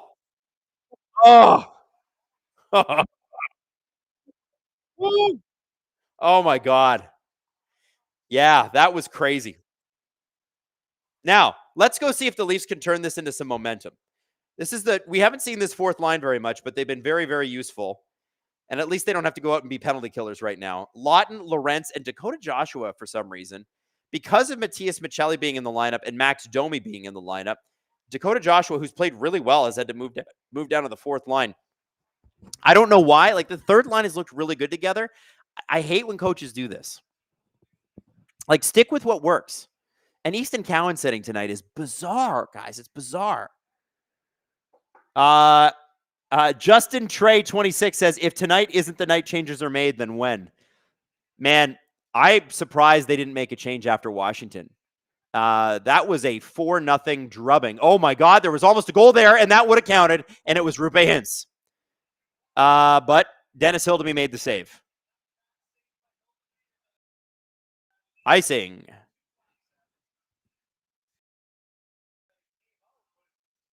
Yeah. Whew. So Joshua just kind of gives the puck away, and ooh, that was pretty close. Wow. Bork and Hintz both got whacks at it. Neither really got a clean hit. And, that's just Dennis Hill to be having his glove and his pad in the right spot, too. Whew. Stephen Mark Turner, what's the score? Well, there's a score bug above me, but it's 2-0, my friend. 2-0. Or sorry, 1-0 Dallas. Oh, Maddie, we got to change that. It says 2-0, and it is actually 1-0. Good point. You know what? Listen, we're not big on the truth here at SDPN. Oh, we got a breakaway, and it's Nylander. And it was just a partial break, and he was just not able to get much going. And Ottinger handled that perfectly. A shot in through traffic. Tavares trying to get it. Ottinger, I think, has dropped his stick. Leafs are going to try to pressure. Morgan Riley kind of fans on a puck. Oh, and Tavares. Okay, Robertson just dove like it was the Olympics. Holy shit. Man, the refs are gullible tonight. Gullible. What is this? Did Robertson forget how to play hockey? What the fuck was that? Get out of here with that nonsense. That's a joke. He falls slower than a controlled demolition. That was crazy. He was just like, oh, I fell. I'm still falling. Nope, still falling. Terrible call. Still Brian says, Berube, Easton sits. He lost the puck so much. I don't know why Easton Cowan's sitting. I don't understand. I don't know what is what anymore. I'll be honest with you. I don't get anything. I don't understand how the world works. I don't get it. I don't get it. Justin says, why would he dive in that spot? Because he can draw a penalty, man. Listen, if I'm a Dallas Stars fan, I'm thrilled right now. You got the refs wrapped around your finger. That's two horrible calls. The one on Michelli on Rantanen, which was a nothing. And then this, buddy, that's 2 free power plays. And that's so bad that Tavares, who says dick to anyone, doesn't say shit, is yelling at the refs afterwards. Anyway, Calvin Hobbs says, stop whining. It was a trip. Buddy, your comment's a trip. What are we talking about here? Black Swan says, just means the makeup call is coming. I think that was supposed to be the makeup call. I think the Leafs have had 2 power plays, and I think that's how they evened it up. They were looking. Nylander hasn't scored, by the way, in 10 games. And we wonder why they're not winning. Matthews and Nylander don't score. Leafs don't win. Kind of how it is. Lolo says, don't you insult refs. They gave my Steelers a win tonight. Hey, that's our Steelers. I was watching that too in the first intermission. I cannot believe the Steelers got away with that. They did not deserve that. They stopped playing. It was ridiculous. But they won. And just like a Dallas fan, I'm going to be like, sometimes the refs got to give it to you. You got to be lucky to be good. And here comes the Lawton Lorentz line, who've been pretty damn good on the PK. If there's a highlight to be had for the Toronto Maple Leafs, it's that. But look at that. They might have almost given up a giveaway. And okay, now that was a penalty. Troy Stetcher should probably get a penalty for that. But maybe the makeup call is the non-call. That was a penalty. Canada Matt, Jordan Bean is a steely-eyed missile man. I missed that game, so I have no idea.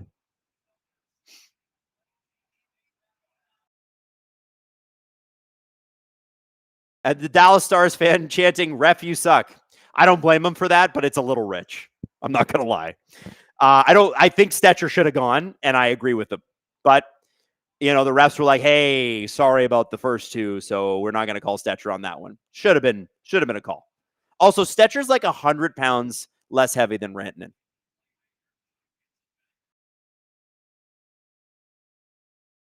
Rantanen along the half wall. Down low. Man, imagine Rantanen was a Leaf right now. Almost happened.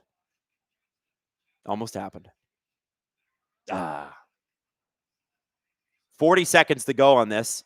Oh, that might be a penalty. And that was a cross-check from behind, and that wasn't a penalty. Okay, so a non-penalty leads to 2 definite penalties that the Leafs somehow did not have called on them. I don't understand. I don't get it, but I guess I'm going to have to take it. I'm uncomfortable with it.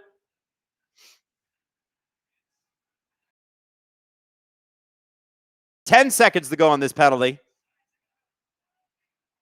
Robertson, back to the point. Shot by Heiskanen.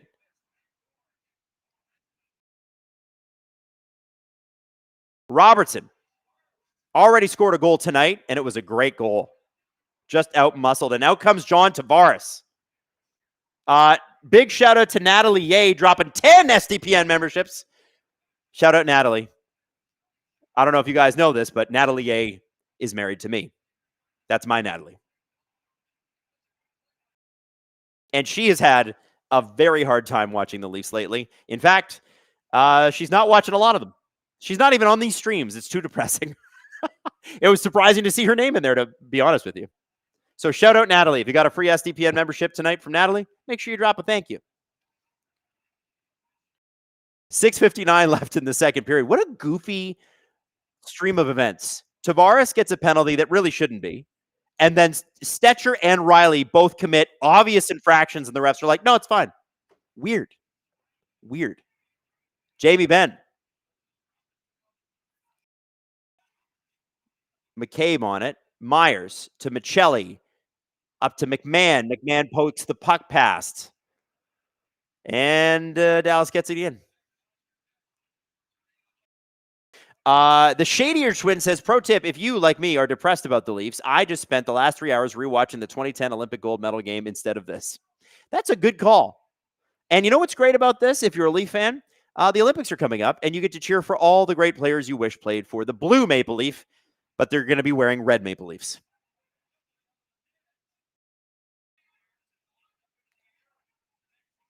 Kind of a weird sequence of events there. Hildeby tried to play the puck and then didn't really play it all that well.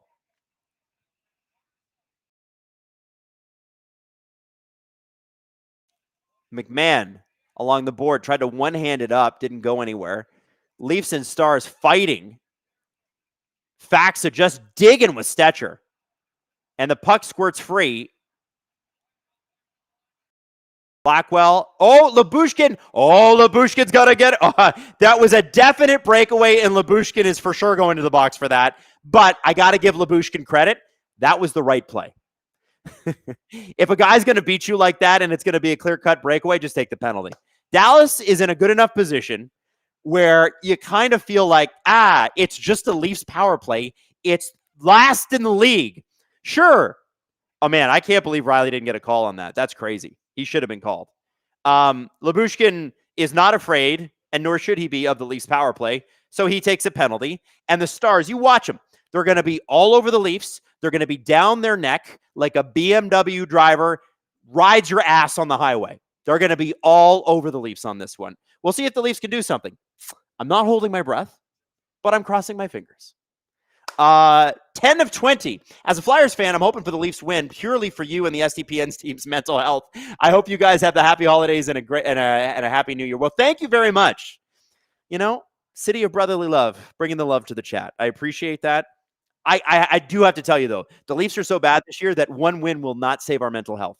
And you know what else is funny? Is Steve is going to the game on the 23rd against Pittsburgh.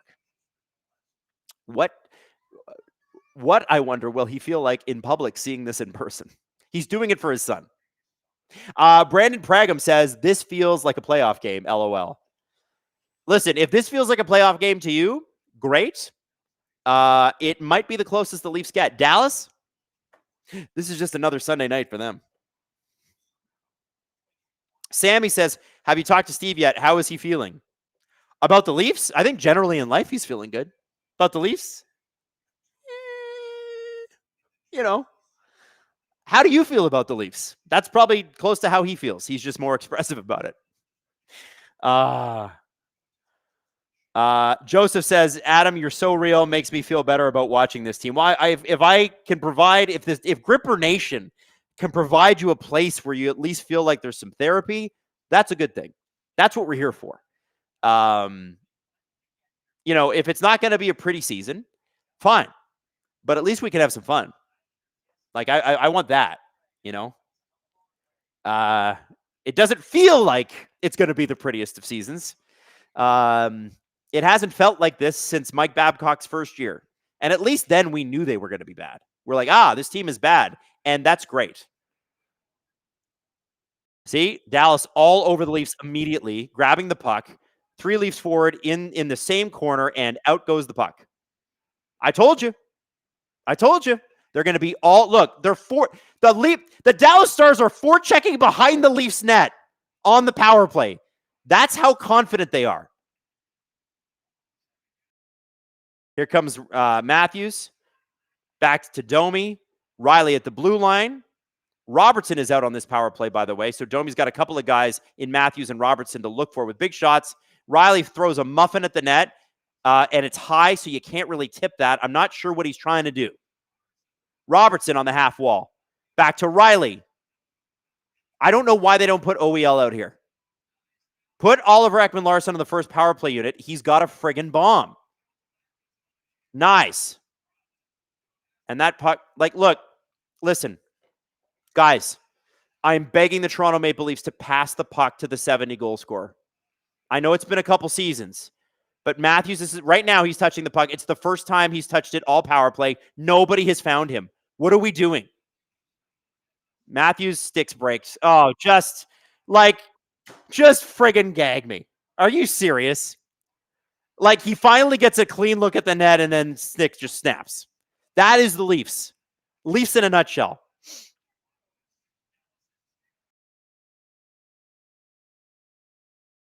Carl says the linesman was smushed in a scrum in the Habs Pens game and was hurt. That has to, honestly, they don't wear a lot of pads. So when they have to get in there with these guys who are built human tanks, oh, geez, Dennis Hildeby made me think he was going to throw the puck over the glass. I think it can hurt a lot. I think linesmen's and ref, I would love to know what kind of bruises they go home with. It's no joke. Ilya Lyubushkin made the right call because the Leafs, I don't even know if the Leafs got a shot on that power play, and if they did, it was 1. This game's getting a little chippy there. Nick Waugh got crunched pretty good by a Dallas Star, but, that's the Dallas Stars. They're tough as hell. I respect it. Waugh gets a shot, but it is blocked. And it looks like... So the Leafs are going to go back on the power play, not that Dallas cares. What happened here? I got to see what led to this power play here. Can the Leafs decline a penalty? I would love if they could. Robert Betts said, I would love to see Steve do a live stream at a game, but then he would probably get thrown out. Yeah. So Thomas Harley with a high stick. I still haven't seen the play. Was I reading the super chat when it came up? Apparently something... It was on OEL, but I haven't seen it. I don't know. 2 minutes. Hey, the Leafs are now 2 for 25 in December. It's like Christmas Day. And they're 0 for 3 tonight. They're 0 for 3. Like anybody's surprised. Dallas could play the rest of the game shorthanded. Nothing would happen. This power play stinks. Oh. Why did they switch it for 1 game and then immediately go back to something that doesn't work? Pratik says, what's the downside to firing Savard for the third? I don't know what the downside to firing Savard at all is. And I'm sure he's a really great guy. Steve speaks really, really highly of him. They work together at Sportsnet. It's not about that. It's about, is it working or is it not working? It's not working. You guys see this, right? All right, Nyes in front to Riley. Riley shoots one high, and they get an actual rebound out of it. McMahon almost had one. Riley. So McMahon has joined this power play. Matthews, Domi, across to Riley, who hasn't been able to keep it down all night, but he did that time. A little bit lower. Again, he's got a bit of a muffin, but at least he's getting it on the net. Riley was leading the team for a few games there in missed shots. They were happening time and time and time again. Oliver Ekman-Larsson. Power play 2, I think, coming out for the Leafs. Tavares, Nylander, Michelli, and Waugh. So they switched up the power play literally on the fly after going 0-3. Unbelievable. These guys don't know what they're doing. They're out of answers, man. They're completely out of answers. Coaching staff. Like, what are we doing? You got 2 power plays in a row, and you're like, we better switch it because I don't friggin' know. Nylander. To Waugh. Back to Nylander.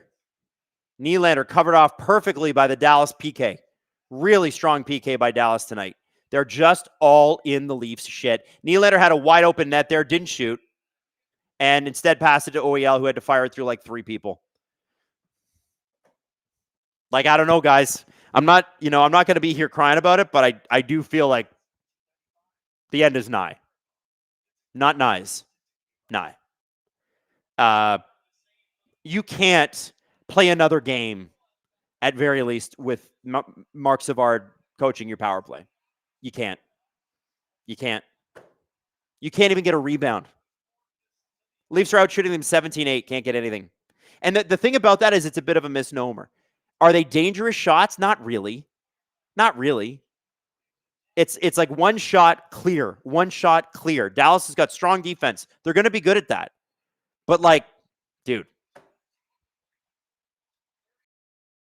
Robar says Leafs have less answers than Adam did in math. Well, I'll have you know that I got a 59% in my last math class, okay? I passed. I would not give the Leafs a pass right now. All right? I had more answers. Oh, nice little floater shot in by Nylander. Almost tipped by Tavares, but seen by Ottinger, who's been very, very strong tonight. Michelli, who's been skating like the wind since he's been back. There's a guy that wants a trade. The only way to get traded is to play well. Stetcher. Oh, Lawton just got robbed by Jake Ottinger. Oh, the fourth line making shit happen again. And they just cannot solve. Otter in another shot. Oh, the period ends. It's a bit of a tire fire in the Dallas Stars zone. Jake Ottinger, I want to say stands tall, but he was really lying tall. Man, he's good. Woo! Scary. Honestly, you got to ask yourself, Jake Ottinger's got to be the starter for the Olympics, right? For Team USA? Because Connor Hellebuck's been hurt, and the Winnipeg Jets haven't been very good. It's got to be Otter, right? He's earned it, right? He's gone further in the playoffs the last few seasons, right? I feel like, I don't know.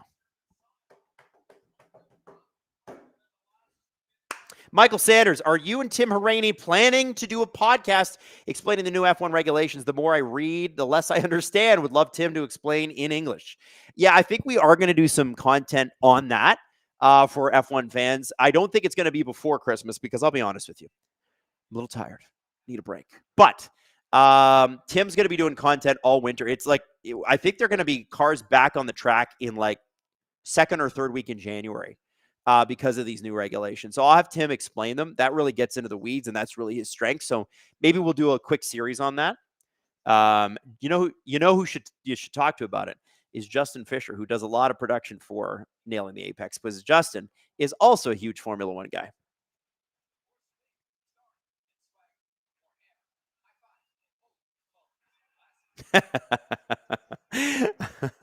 I've had a lot of tweets sent my way about people watching this game. Who are like, I'm watching this because the Leafs are losing, and I love it. Okay, when we come back, because I'm gonna take a quick break here, probably make another coffee, because you know what? Why not? Sunday night, let's get crazy. And we're gonna have to do a poll in the chat about who's here to see the Leafs downfall. Who's here to just enjoy it?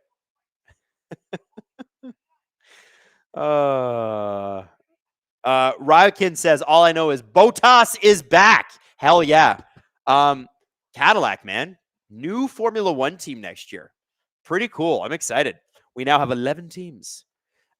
Richard says, I am here for the grippers. Lavofark? That's quite the name. Gripper Nation, baby. Yeah. Maddie, what are we doing for a thing here? Oh, we got some highlights, baby. If you're a Leafs fan, you should pay particular attention to the videos that we're about to play. You know why? Because we're probably not going to make the playoffs, and we probably want to pay attention to who the Leafs draft in the next few years, right? That's great. Oh, wow, and Big Dubs coming at you with Steve Dangle. Right now, I'll see you at the beginning of the third period. Ho, ho, ho, wow. I thought it was good. Hello, friend Steve Dangle here, and welcome to another episode of Oh, Wow, where we take a look at the best from around the OHL over this past week. We could waste time, but let's not. Let's start with a big save. It's a wild snag from Bjorn Bronis of the Sudbury Wolves. Cleared back by Avery. Over to Von Richter. Back in for Avery. Missed the puck there. Now he did that side. Oh, what a stop by Bronis as he slides over to his left. Gets the glove up there and gets a hearty tap on the head from Henderson and a tap on the pads from Smith. That was not an easy one because that puck ended up on the stick of somebody that they did not expect it to. Yeah, that's a big save, but I was distracted by something else. See, goalies can't hide, right? The weird pads, you're just like, wait a second. You just got here, didn't you? And it's true, Bjorn Bronis did. He actually began the season in the USHL because this kid's got a record of 5-1. And this save is part of the reason why. Actually, I'm just seeing his birthday is February 25th, 2007. Almost positive that's the same day I started my YouTube channel. That hurts my feelings. It's not even Christmas and the Wolves have already used 6 goaltenders. That's a lot. Well, Bronis has stepped up in a big way and he already leads the Wolves in wins by a goaltender. Next man up, right? Bjorn Bronis. Oh, wow. For our next one, Leafs fans, listen up! Yeah, I thought that might get your attention. Here's Harry Nancy of the Owen Sound Attack continuing his incredible season. And it'll be recovered by Croskrey. Croskrey fans on the pass. Here's Nancy stealing it. Nancy going in with a shot. He scores! What a goal there by Nancy on the toe drag after Croskrey's pass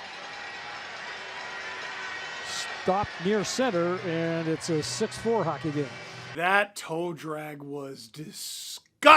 Harry Nancy continues to score at over a point a game after last season. Last season, when he had just 23 points in 67 games. But even that was enough to get the Leafs to select him in the 5th round of the NHL draft. This season, in 35 games so far, he has 10 goals and 37 points. Harry Nancy, oh wow. Our next highlight on oh wow, this is another cross-crease incredible save. This one coming from Vancouver Canucks prospect and London Knight, Alexei Medvedev. 18 seconds to go as Caden Taylor is there. Taylor now, slot, Bowie, what a save by Medvedev, are you kidding me? That could be the save of the week, save of the month, save of the year. Robbing Pierce Bowie. Goodness gracious. See, to me, when a player scores an incredible goal or they skate really fast, I go, wow, that was very impressive. When a goalie makes an incredible save like that, I'm like, it's impossible you and I are made of the same thing. I don't think I've ever moved my body like that. I don't think I ever will. Alexei Medvedev is 13-8-1 with a .905 save percentage this season. Something to keep an eye on there, Canucks fans, on account of you just selected him in the 2nd round. 47th overall this past June. Alexei Medvedev, oh wow. Staying with the theme, goalies had a big week. Ben Hrebeck of the Barrie Colts, welcome to the Paddle Save Emporium. And the penalized players back on the ice. There's a shot stop, rebound, and a paddle save by Hrebeck. Oh my goodness, he robbed Henderson again, and then there's the shot at the buzzer as it remains 2-0 for the Sudbury Wolves, but what an effort. That save is ridiculous. Reaching back and robbing it. Ben Hrebeck's having an unbelievable season. Get a load of these numbers. 12-6-4 record, .929 save percentage. If he can keep his save percentage up around there, this would be the 2nd consecutive season that Ben Hrebeck has had a save percentage of .920 or better. What a save and what numbers. Ben Hrebeck of the Barrie Colts. Oh, wow. And last but not least, another save. No, this one's a goal. And it's on the forehand. Definitely on the forehand. At least that's what he wanted everyone, including the goalie, to think. Watch this. He's going to be a force to reckon with at that tournament. Sharon and his feet can't do much with it. Spitfires turn it up ice, and they've got numbers. It's Nesbitt. Makes a move. Backhander scores. scores. Go Shelf on Miller, and the Spitfires take flight first. Well, there's some excitement here in this hockey game. 2:19 to go in the first, and Nesbitt makes an excellent move at the blue line. And he goes in, he's got some pressure. Holy Toledo. Wait, is he from Toledo? No, Sarnia. It says he's from Sarnia. Jack Nesbitt of the Windsor Spitfires is a first-round draft pick of the Philadelphia Flyers, 12th overall. After an excellent season last season that saw him get 25 goals and 64 points in just 65 games. Well, he's continued along that same vein. He's got 10 goals, that was one of them, and 26 points in 25 games. That was ridiculous. The move to get in past the defense, first of all. But then you think he's going to do everything he can to blow past the defense and pull it to his forehand. It seems pretty clear that's what everyone thinks is going on. Nope! Flick! The beautiful little roof on the backhand. That is filthy stuff, Jack Nesbitt. Jack Nesbitt of the Windsor Spitfires. Oh, wow. So, what'd you think of this week's edition of Oh, Wow? Let me know down in the comments. But for now, that is it for this one. Thank you very much for watching. Click like if you like this video. Click subscribe if you really liked it. Tell all your friends. Next week is just going to be 5 saves. Producer Hayden, write it down. Just kidding. Happy holidays. Hello, friends. Steve Dangle here, and welcome to another episode of Big Dubs, where we take a look at the best from around the WHL over this past week. We'll start with a big solo effort. This is nasty work from Matej Pekash of the Seattle Thunderbirds. Watch this. Attack. Doing all they can just to keep the puck out of their zone. Here's a stretch of the net. There's a chance and a goal!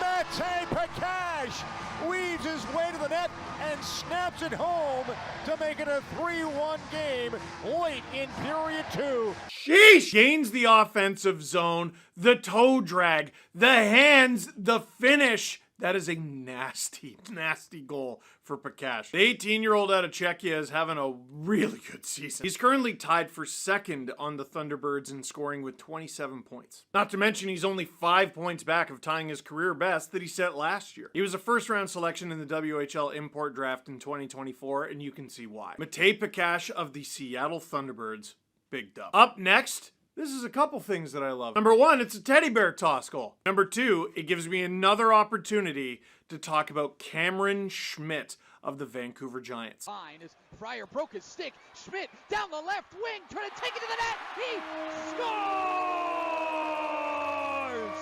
Who is it? Cameron Schmidt gives the green light to launch those Bears.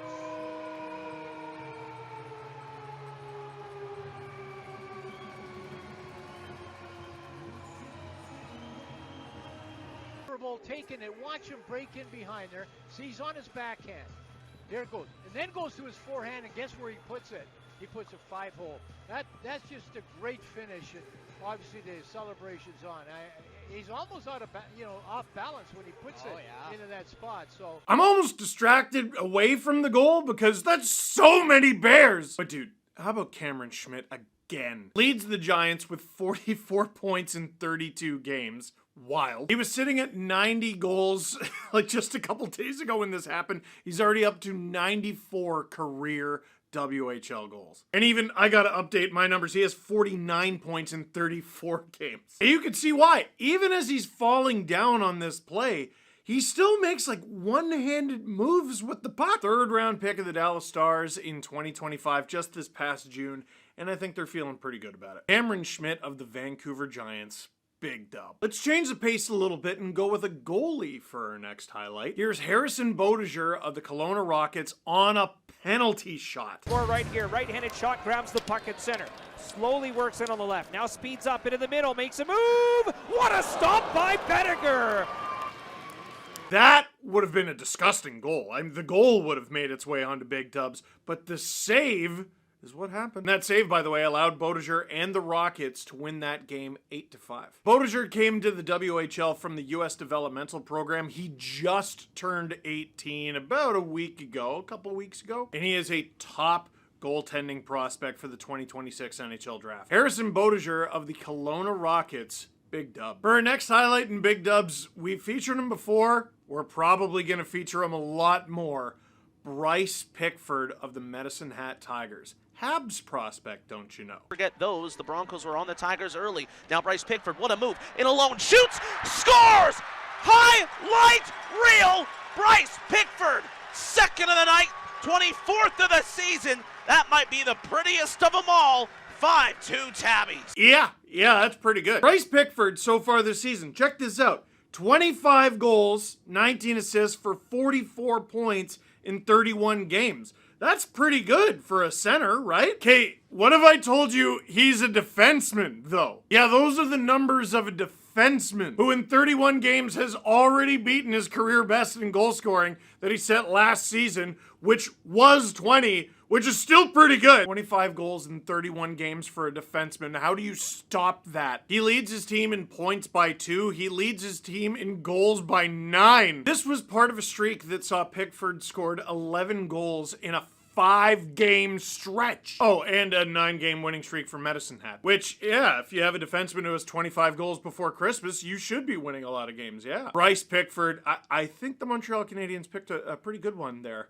Big dub. Last but not least, this is a goal from Mathis Preston of the Spokane Chiefs, but get a load of the setup from Logan Wormold. By Wormold making a move, left circle out front for Preston, and shoots and scores! Oh, what a setup by Logan Wormold, and the Chiefs with a 6-1 lead, 9:59 left in the second period.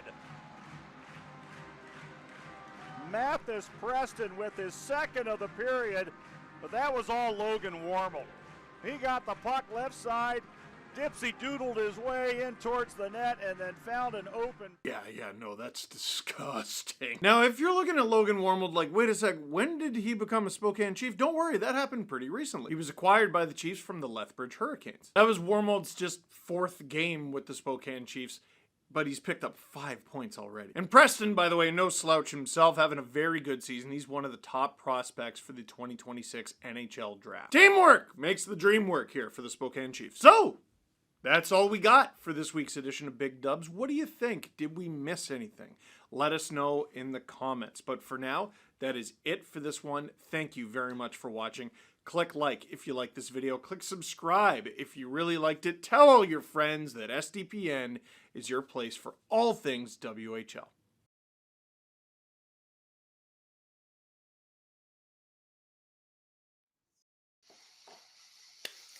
All right.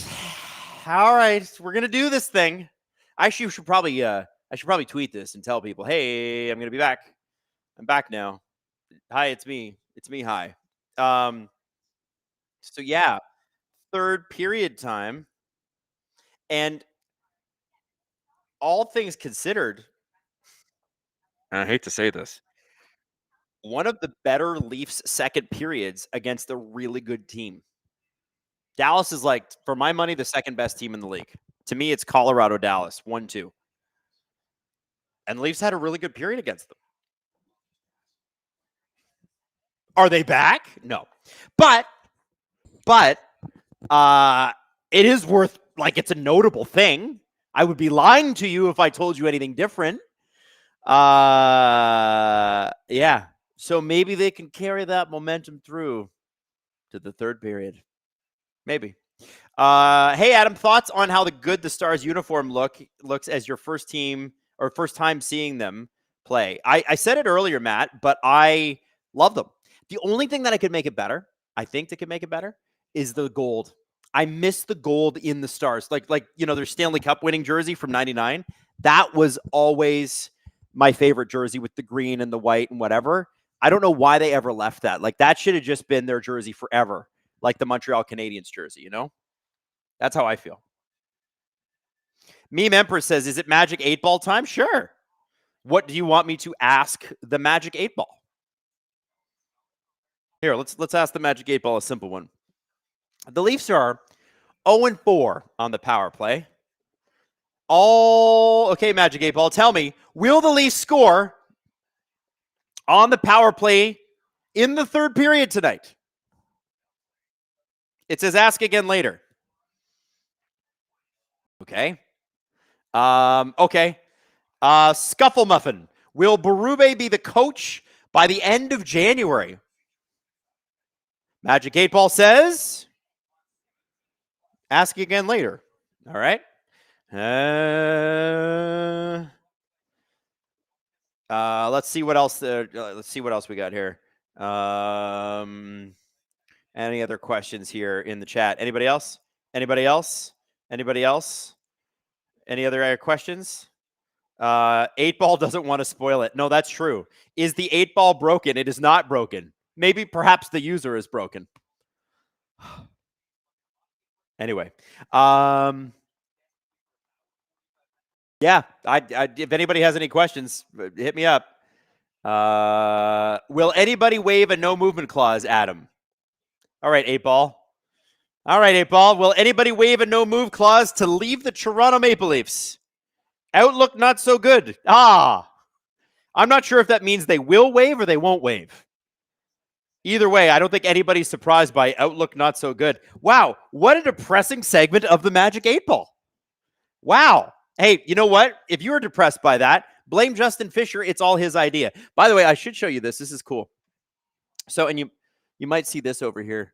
I should put this down here. Tim, this was my Christmas present from Tim. He got me this McLaren times Jack Daniels thing, and he flew it home, and he got it in the Netherlands at the F1 race. Isn't that cool? Yeah. So isn't that neat? So that is an official McLaren times Jack Daniels. Jack Daniel and Bruce McLaren instilled the idea that perfection is unattainable, but the pursuit of continued improvement can lead to limitless possibilities. How about that for some marketing? Also, Justin Fisher 3D printed this for the Magic 8 Ball and 3D printed this book stand. Isn't that cool? He's got a 3D printer like in the next office. That's what we do here at SDPN. Do we do work? Well, yes, but we also 3D print things, or at least Justin does. Robert Bett, instead of 2 power play lines, just send out the 3rd and 4th lines. I agree. Jeremy says, American booze? Well, we didn't buy it at the LCBO. And listen, do I look like the kind of guy who drinks Jack Daniels very much anymore? It's like, no, you're going to go to bed at 9:30 is what you're going to do. But I'll take the merch. Meme Empress, I'm taking that to mean the Magic 8 Ball is laughing at everyone. Truly the biggest sicko out of all of us. What a gremlin. Listen, it was brought to us by Justin Fisher. We should expect no less. By the way, Leafs already had to make a good save here. Dennis Hildeby's looked great. Shout out Dennis Hildeby. I have to say, when he's needed to, he's looked great. I don't know how to tell you. I don't know how the Leafs are out shooting Dallas 22-10 on the second half of a back-to-back, but that's happening. That's real. I don't know how that happened. I don't know why it's happening, but it's happening. Are we good with that? I think we're okay with that.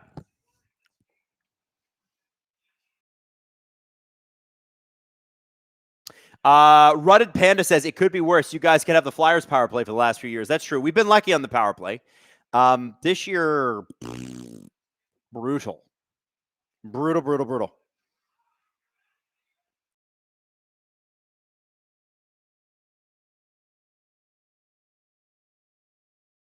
Sherry Radway says, what are the shots on goal? 22-10 Toronto.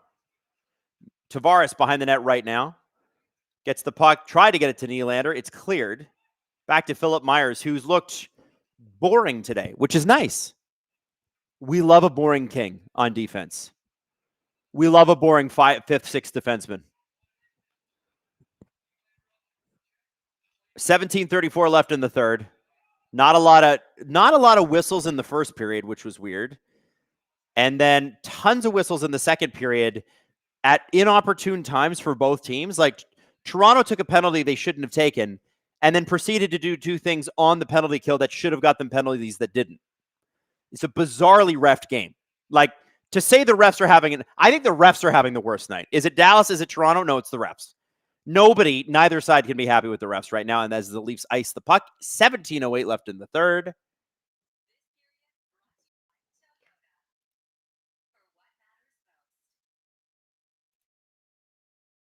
see here.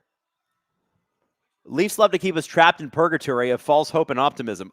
Listen, Warrior Womp, I appreciate the comment.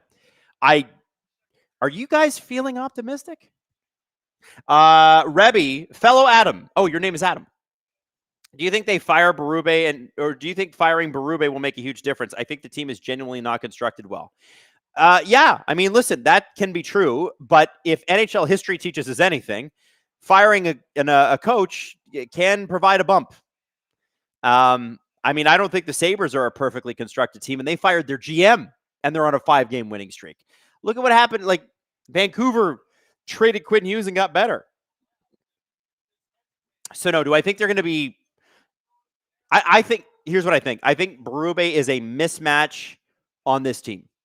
I don't think he's the right style of coach for this team, but I think Craig Berube is a good coach, and I think he should be in the NHL.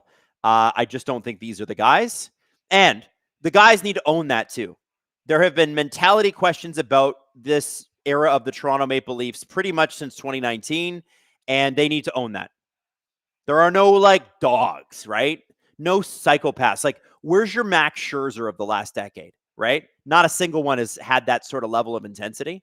And granted, Max Scherzer's a bit of a special case, but, like, look at Nathan McKinnon. There's a dog, right? You need dogs, and we just don't seem to have those. So I'd be investing in dogs and younger players too. I think the Leafs need to get younger. They're too old. I think Matthews and Nylander probably could use a different system. Nylander, by the way, Jesse pulled this up. You guys want to hear a crazy ass stat? William Nylander has not scored a 5-on-5 goal since when? Answer me in the chat. Here's a little trivia. William Nylander has not scored a 5-on-5 goal since what date? What's the date? I can give you the date. You ready? Oh, Morgan Riley almost had one. I'm waiting. It's November the 9th. He has not scored a 5-on-5 goal in 6 weeks. It's December 21st. He hasn't scored a 5-on-5 goal since November 9th. Guys, do you see what I'm getting at here? I think listen, I've been completely unimpressed with William Nylander's play. I'm not going to lie to you. But I also think there's a systems issue, but I also think there's an attitude issue. Can it be both? Why not both? Why not both? And you know, somebody makes a great point in the chat there. Hey, he's not scoring 5-on-5 and their power play is awful. Yeah, man. At one point, William Nylander was one of the leading scorers, man. It's crazy. He's one of the leading scorers in the league through the first month and a half. Crazy. Craziness. 15-11 left in the third. Nylander almost created a turnover there.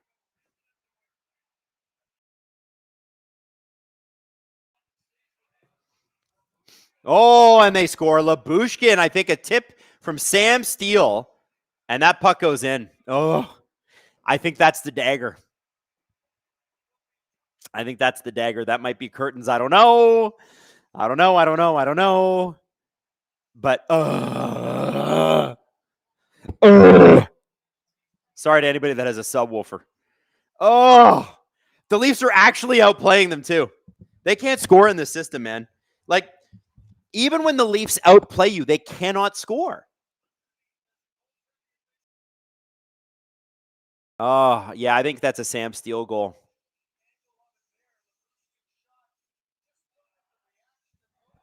Oh, unless one of the Leafs defensemen tipped that in, and then it would, in which case it would be Boosh.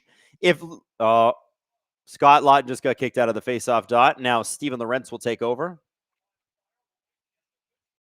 Oh boy, kids, oh boy.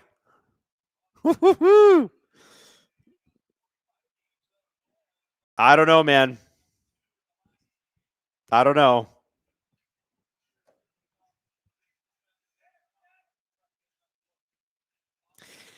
Guys, I got a serious question for you. Does Craig Berube make it to midnight tonight? Like, do they wait till tomorrow? because they're flying back home tonight. Because the game on Tuesday is at home against Pittsburgh. Is Berube the head coach? Or is Steve Dangle going to a game with a brand new head coach? I'd like to know. Meme Emperor says, hey, never say never. Look at the Bolts, what the Bolts did to Carolina. Speaking of, Tuesday will be insane. Cats versus Canes. Woof. That will be cool. Leafs might have a new head coach by then. My money's on they ought to look at that.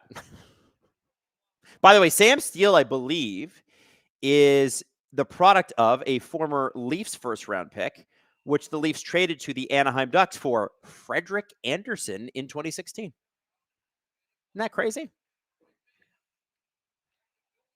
Phil Myers, shot. Ottinger with a save. Listen, Jake Ottinger's been an absolute stud tonight, but the Leafs are firing a lot of shots at his pads. And Phil Myers just got a penalty.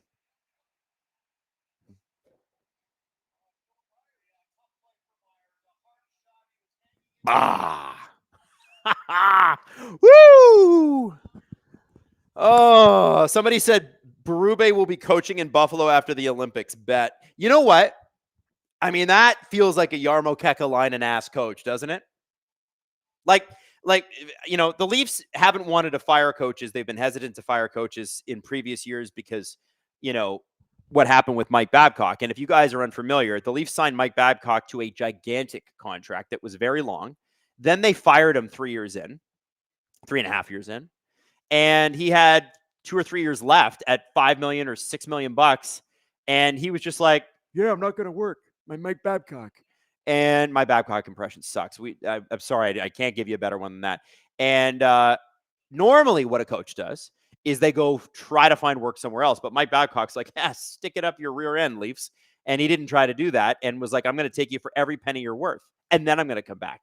And then as soon as his contract did expire, he came back and it lasted about 3 seconds in Columbus. But guess who hired him? Jarmo. And you know what kind of coach Jarmo likes? Old school. And you know what kind of coach Craig Berube is? Old school. And so what'll happen is if the Toronto Maple Leafs say sign Craig Berube to a $5 million a year deal, which is roughly what he's making, $4.5 to $5 million bucks. Okay. Buffalo can then come in and go, okay, Craig, we'll pay you 2.5 of that $5 million, but the Leafs are on the hook for the other 2.5. So Buffalo gets a discount coach. Leafs get to pay less for the coach that they've already guaranteed the money to, and the Leafs also have to spend on the new coach. That's kind of how it works. So, yeah. R. Bruce says Ducks got Steele and Comtois from those Leafs picks. I feel like they wish they did better on that, but still, it was a good trade. Steve Dangle dropping in, hey Siri, how'd you turn the game off? What do you mean, Steve? They're outplaying them. Why don't you look at the numbers, you nerd? Oh, boy. Steve Dangle, at least we know he's alive. He's alive and he's okay. We needed to know that. That was important. Oh, my God. Woo! Aliette says, who is the face to replace Berube? I think it's going to be, if it were me, it would be Derek Lalonde as an interim, and you wait till other head coaches are available this summer and you actually go through an interview process. If you're the Toronto Maple Leafs, what you probably do is panic, spend way too much money on the best guy available, and you hire Pete DeBoer. I don't know that Pete DeBoer is a guy that's meant for the Toronto market. I'm going to throw that out there. He's notoriously reactive. And you guys saw that in the playoffs last year. Like, after Game 5, he told a reporter, the reporter's like, do you think your effort was there tonight? And he just looks at him and goes, you write whatever the F you want. And he actually said the bad word, but I'm trying not to say that on the stream in case there's children watching. And then the next time that he's in front of the microphone, which is after Game 6, he's basically like, Jake Ottinger was bad, and he's bad. And the team hated it enough that they fired him for it. He's been to nothing but third rounds for the last 6 years in a row, and he keeps getting fired. You know why? Reactive is the nice word. It'll start off fine. But there's going to be a lot of media pressure here, and I'm not sure DeBoer is the guy. David Owens, at least I won my bet thanks to Drew and Stu. They're good for that. They're pretty damn good at that. They're not good at fantasy, though. Not good at fantasy. Your boy Adam's good at fantasy. Your boy Steve, your boy Justin. Not even Jesse's. I mean, they're all out, and here we are in. All right? Listen, I might be going to the championship game here. Steve Dangle, hey Siri, when did Leafs sign Grew? What? Sign Grew? Cornelius, why would the Sabres fire Lindy Ruff right now? Because that's not the coach that Yarmo wants. Score, by the way, and that's your boy, Scotty friggin' Lawton. Bright spot Lawton. Let's go. Give me Scott Lawton forever. I don't care how bad the Leafs are. Keep this man. This man rocks. This man is on his rock star shit. Fourth line center who actually has an identity. God, I love this man. Ghost of Work says, give us 3 months of torts for shits and gigs. Well, maybe in Buffalo.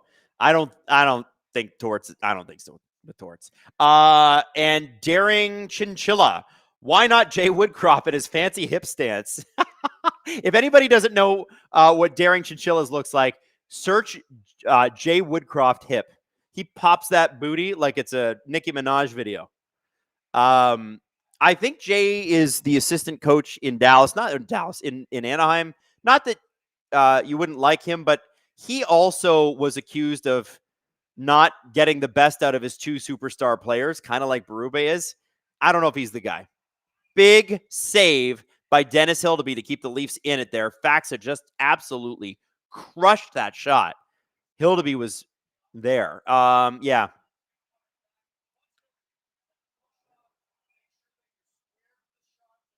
Natalie Drake, give Scotty Lawton the C right now. Still love 34, though. I love 34 as well. Scott Lawton is my dog, though. I love that guy. Philadelphia was right. Like, Flyers fans told us, they're like, you're going to love this guy. And I think that Lawton had a bit of an awkward start. It was not a great game against Colorado, his first game after getting traded here. And then, in the playoffs, he was a little hot and cold, weird fitting into Berube's system. But now that he's got the system, this guy fucking rocks. Sorry, I'm trying not to swear, but he is one of the only guys that you can rely on every game to be in it, to do his job. It's more than you could say for Matthews or Nylander. And I can blame systems all I want. Those guys have not played well, and you guys all know it, and I know it. I'm not making excuses for them. Lawton just friggin' rocks. He grew up here. Extend this man. He's a part of the solution. He's a part of the future. He's not a guy you trade at the deadline. McMahon to Matthews. Matthews sort of on well covered, rings the puck around a little too hard. Nyes has trouble handling it. McMahon gets it in deep. By the way, McMahon is now with Nyes and Matthews, not Domi. Is Domi benched? Nyes behind the net. Gets it out front. Passes it directly to a Dallas star named Mikko Rantanen. Not highly recommended. Heather, the Avs fan, dropping 5 SDPN memberships. That's probably because Heather's feeling pretty damn good about herself because the Avs are just on rocket fuel this year. Like, imagine, okay, listen, producer Drew, big Avs fan, you know that, right? He's going to be insufferable if they win the Cup. You guys know this. So Domi is out there. Maybe it was just a late change. That's a guy I think they might look at trading is Max Domi. Like, if they're really going to sell, I think Max, if you're a team that's like, we got a good culture, we're a good hockey team. Like, I don't know if you guys, if there's any Stars fans in the chat, but you guys can probably attest to this. Max Domi was killer for the Stars in the playoffs a couple years ago. And he was great for the Leafs in the playoffs too. Like, obviously, I know he wants to be here, but if you can get assets for him, I think you try to get him.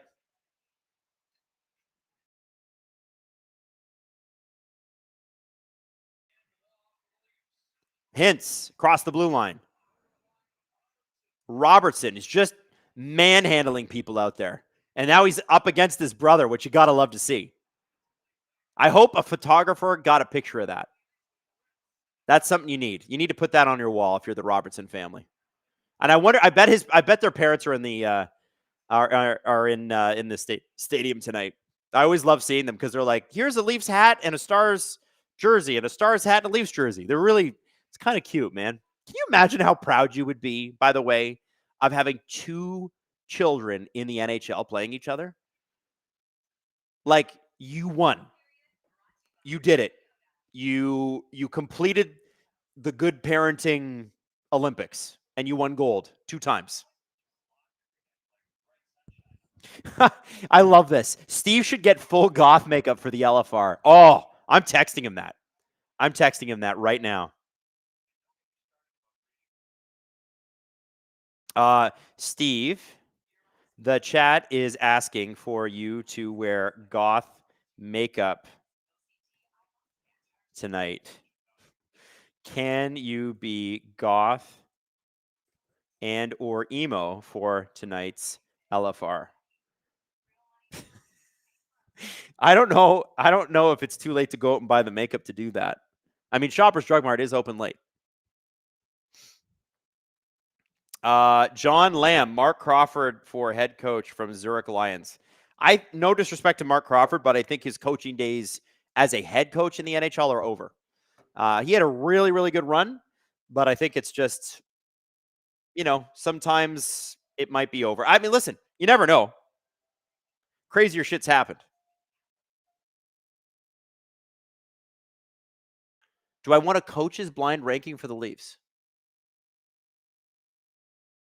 Oh, okay. So this.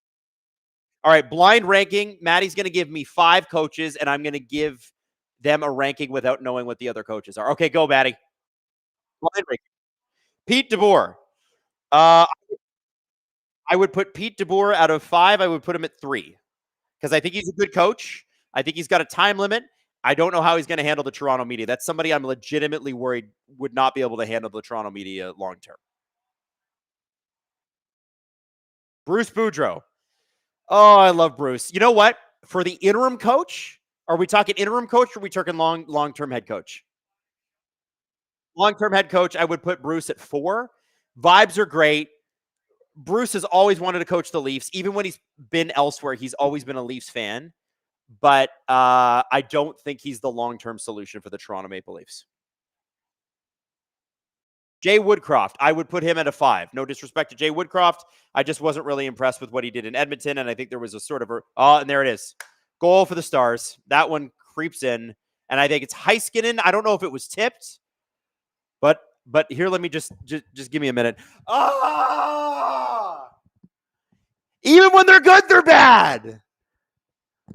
And they're going to talk to us about process. Process was good tonight. Fault. How about results? All right, so yeah, Jay Woodcroft, I have it a 5. No disrespect to Jay, I don't think he's the right guy. Dale Hunter would be 5. Dale Hunter is just another Berube. I know. Dale Hunter at 2? Who's number 1? Yeah, Dale. Listen, man, I remember Dale Hunter coaching the Capitals. Yikes. Just not if you think this team now has no offense, put Dale Hunter in. And it's no disrespect to Dale. I think he's better where he is. Scott Laughton, player coach, number 1. Scott Laughton. Justin Willott's mad at me. It's Miro Heiskanen. You know what? It's whatever I want it to be. All right? You're already kicking our ass. All right? Do I have to pronounce everybody's name correctly? All right, it's Heiskanen. I'll say it. By the way, I'm drinking out of an LFR mug tonight because I want to support our friend Steve Dangle. Steve is telling me he doesn't have the ingredients for emo makeup. Listen, Steven, Shoppers Drug Mart is open till midnight. Give the people what they want.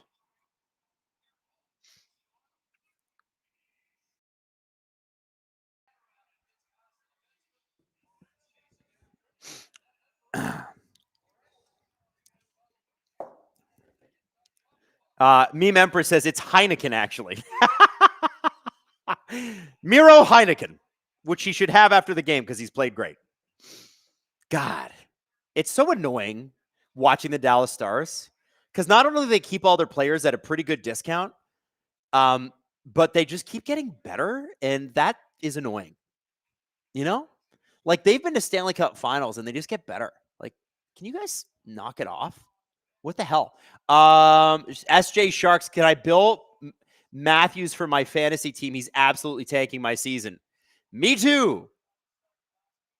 Me too. Sonera wants to know, Adam, what's in the mug? It's coffee. I don't drink alcohol, and I don't drink alcohol much. Not that I'm like sober or anything. Definitely not. But it doesn't agree with me most of the time. Makes me very tired. I don't know why, and my cheeks turn red. So, anyway, hey, shout out to all you. Oh, we are almost at 2,700 viewers. Are you serious? You guys are nuts. Okay, here's what I want to know, Justin. We need a sicko count. Justin, can you do a poll in the chat? Who is here because they're a Leaf fan, and who's here to watch the crash out because you're sickos? That's what I want to know. Identify yourself, sickos. Who's the sickos here to just watch the crash out? 5:30 left in the third period. The on three-man legend says, I am a day one hate watcher. Wow. Wow, just owning it. I am a hate watcher. I'm here to hate. Look at all these sickos. Look at all these sickos. Look at all you people. Are you proud of yourselves? Wallowing in our shame and our pain and our sadness. Maddie said they're preying on our downfall. Yes, they are. Yes, they are. Meme Empress, professional sicko reporting for duty. Wow. Wow. All right. Wow. 62% of the people in the chat are sickos, by the way, it's saying. Oh, no, it's changing a little bit. Lolo says, I'm a UM fan here to make fun of Texas. R. Bruce says, I was a fan, but now I became a sicko because I am now the Joker. Oh, my God. Snoopy Kendall, I'm here because I'm in Saskatchewan and we're getting blacked out from the Leafs game. I get to watch the Oilers at least. Your role model says Stars also recently got curb stopped by the Cats. 10 of 20, hot topic in Canada. So Steve can go there. On an unrelated note, Total War Medieval 3 was announced. I know you're a fan from VIP. Yes, I am, and I'm very excited, but it's going to be like 40 years before they release it. Steven says, I'm a sicko because I choose the Leafs. That's also true. But it's a different brand of sicko. The brand of sicko that's just here, it's because I'm here to watch it lose. Ha, ha, ha. Lots of you. Owie says they care for all of 5 minutes after a goal and always collapse every time. 2026 couldn't come soon enough. This year has stunk.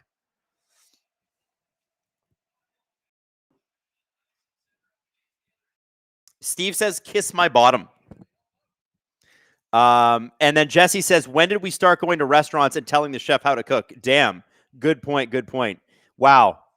So you guys are cool with letting the entire chat down. Wow. Talk about men of the people. You guys have forgotten your roots.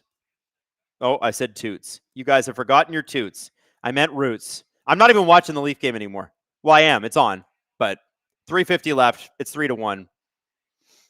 I mean, listen.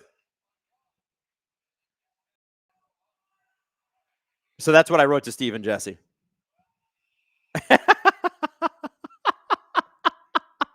And then Justin Fisher said, this mother effer says toots.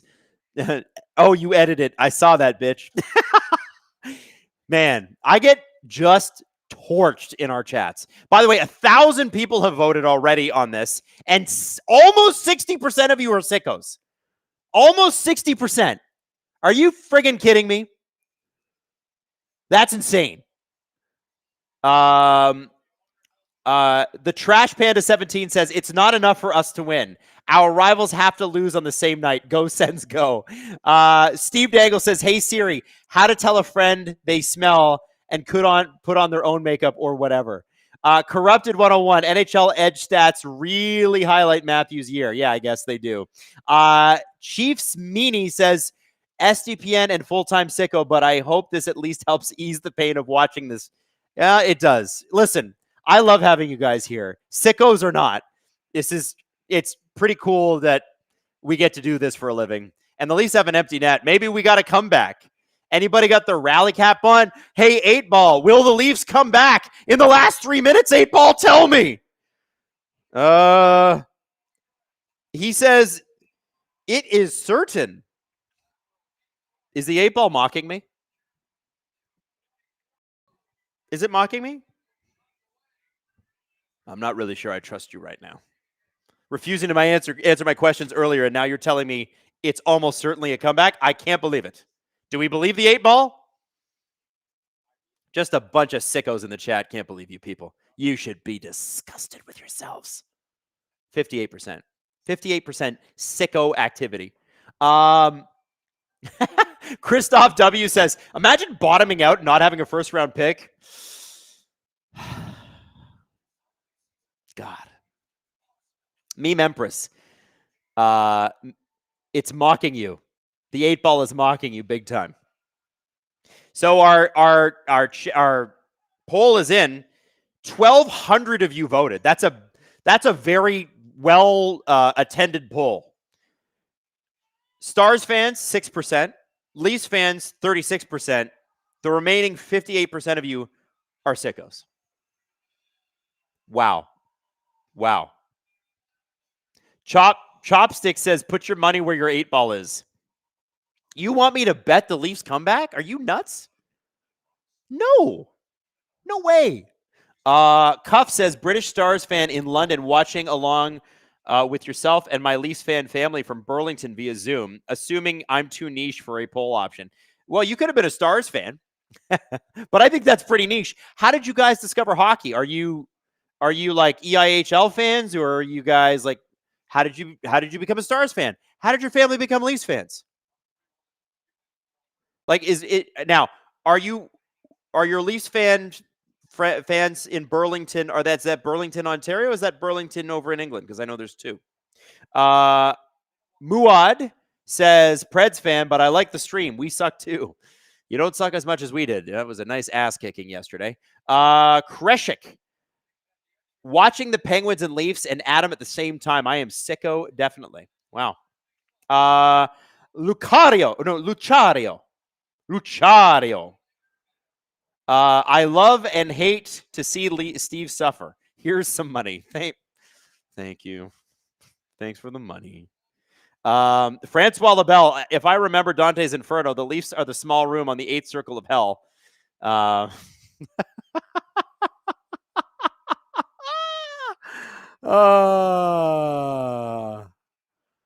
Somebody in the chat apparently said the 8-Ball just took an 8-Ball. That's a cocaine joke. That's funny. Oh, there we go. And yeah, there's the 4th goal. Maverick Bork gets his goal. He had it called back earlier. Toot toot. Here comes the Leafs don't have a head coach train. All right. Now I actually, another poll idea, Justin, if you don't mind. Let's do this one.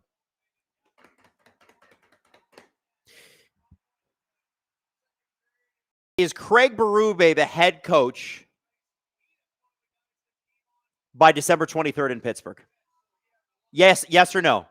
Does Craig Berube survive the next 48 hours? I want your predictions. Yes or no? Put them in the chat. Justin might make a poll here. I'm not sure if he's given up and quit and gone home.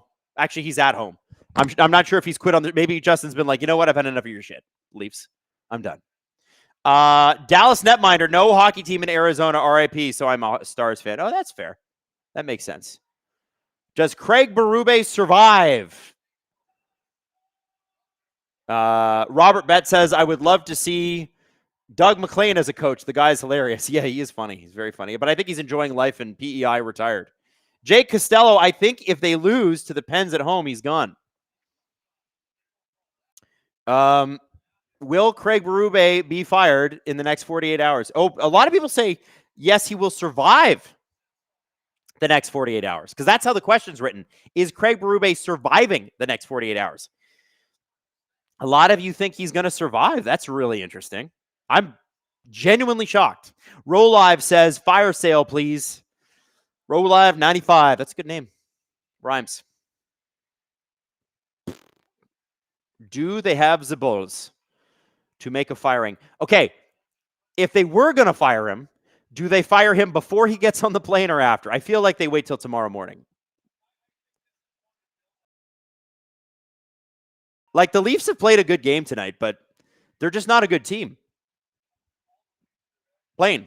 Meme Empress, ask again later. That's funny. That's an 8-ball joke. I'm watching you. I'm watching you. Don't friggin' think that you're off the hook. Buck 2577 LMAO season preview. You guys had Leafs top 3 in the division. You want to hear a funny story? I had them winning the division. Winning the division. Francois Labelle survived. Very Leafy thing. Tomanto, does Matthews demand a trade after this season? He better not. You can't just quit on us like that. You got to get your shit back together, sir. TMB Sports, can DeBoer make this team good? If they hired him, I'm sure he could. I got questions about him and dealing with the media. It's a lot different. No, and there's the Dallas Stars. Now it's 5-1. Now it's 5-1.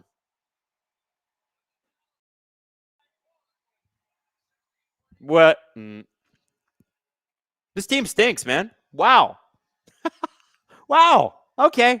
Look at that bench. They're just showing them on the bench, and they look – it's almost unfair that the cameraman's showing them on the bench. They all just look like – I don't even know if they look sad. It's embarrassing, but do they look sad to you? They just kind of look resigned, like apathetic. Did any of them look pissed? That's what I'd like. Like, you guys saw what I saw, right? Did they look pissed to you? Maddie said they look vegetable, like vegetative. They do. Cuff says, my wife's Finnish and introed me to hockey 8 years ago. Fave player to be a Finn, number 96, so I'm a Stars fan. Yes, Burlington, Ontario. I lived there for 20 years. Beautiful place, Burlington, Ontario. 0 minutes left in the game. 0 seconds left in the game. The game is over, mercifully. Holy God. That was brutal. Semanti, yes or no, Torts is the new Leafs head coach? I don't think so.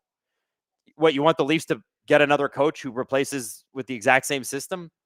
I don't think that works. Nordiques 41, getting my daughter primed as a young Leafs fan here in Santa Cruz Mountains in Northern California.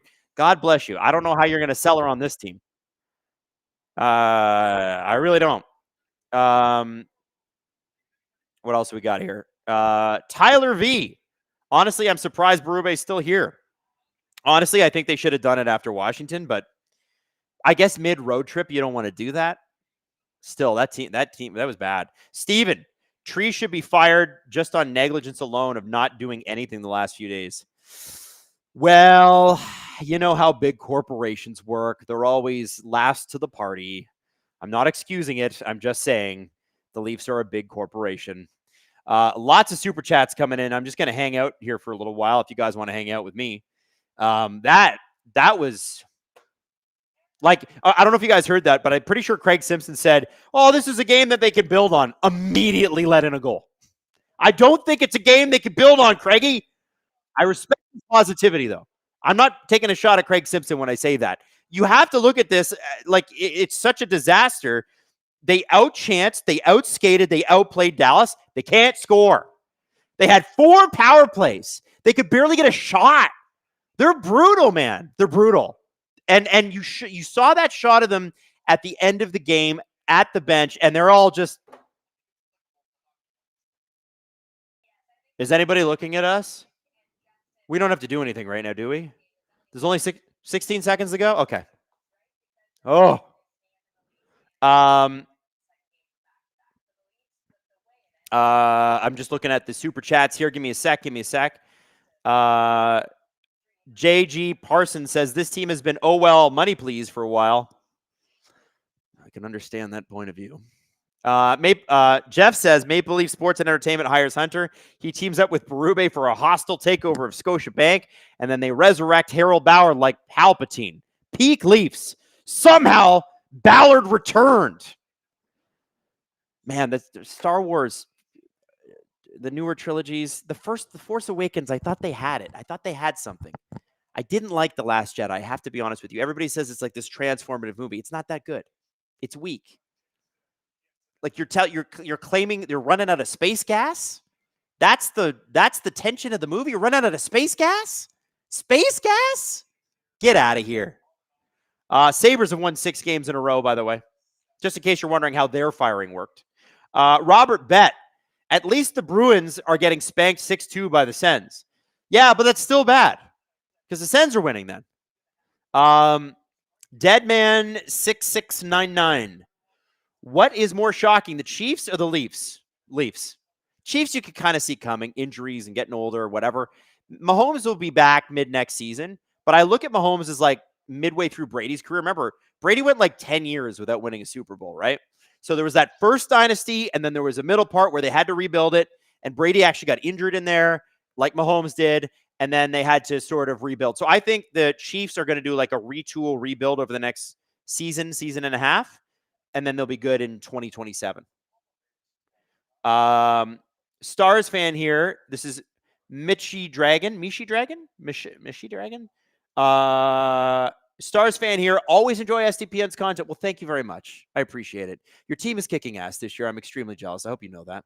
Scott Will 19. It's okay. We're going to recover our first round pick and draft Keaton Verhoff. Manifest it. Get on the tank train. That'd be nice, wouldn't it? Canadian Girl 83. Wish the Leafs had 1% of the passion the Jays do. On that point, I will 1,000 million gajillion agree with you. And that goes back years, not just this year. Most of the post-pandemic Leafs era, because I will maintain that 2019 team, like that was the last truly great year Marner had in the playoffs was 2019. He was phenomenal against the Bruins. But something about that Columbus series and something about that Canadian series in COVID in 2020 and then 2021, it was never the same. Never the same. Jerry Branson, clearly a Kraken fan. You guys can have Lane Lambert back. Man, I miss Lane Lambert. I thought he was phenomenal as a defensive coach. Like, best defense I've seen them play. I think certain guys are head coaches, and I think certain guys are not. And I think Lane is a career assistant coach, and he's an elite assistant coach. Every team Lane Lambert is the head coach of is disastrous. Look at the Islanders after Trotz left. Chiefs Meanie says, genuine question. What's best for the season? Should they try to recover and push for the playoffs or cut their losses and try to tank and maybe get their first round pick back? So my opinion on that is that they should retool.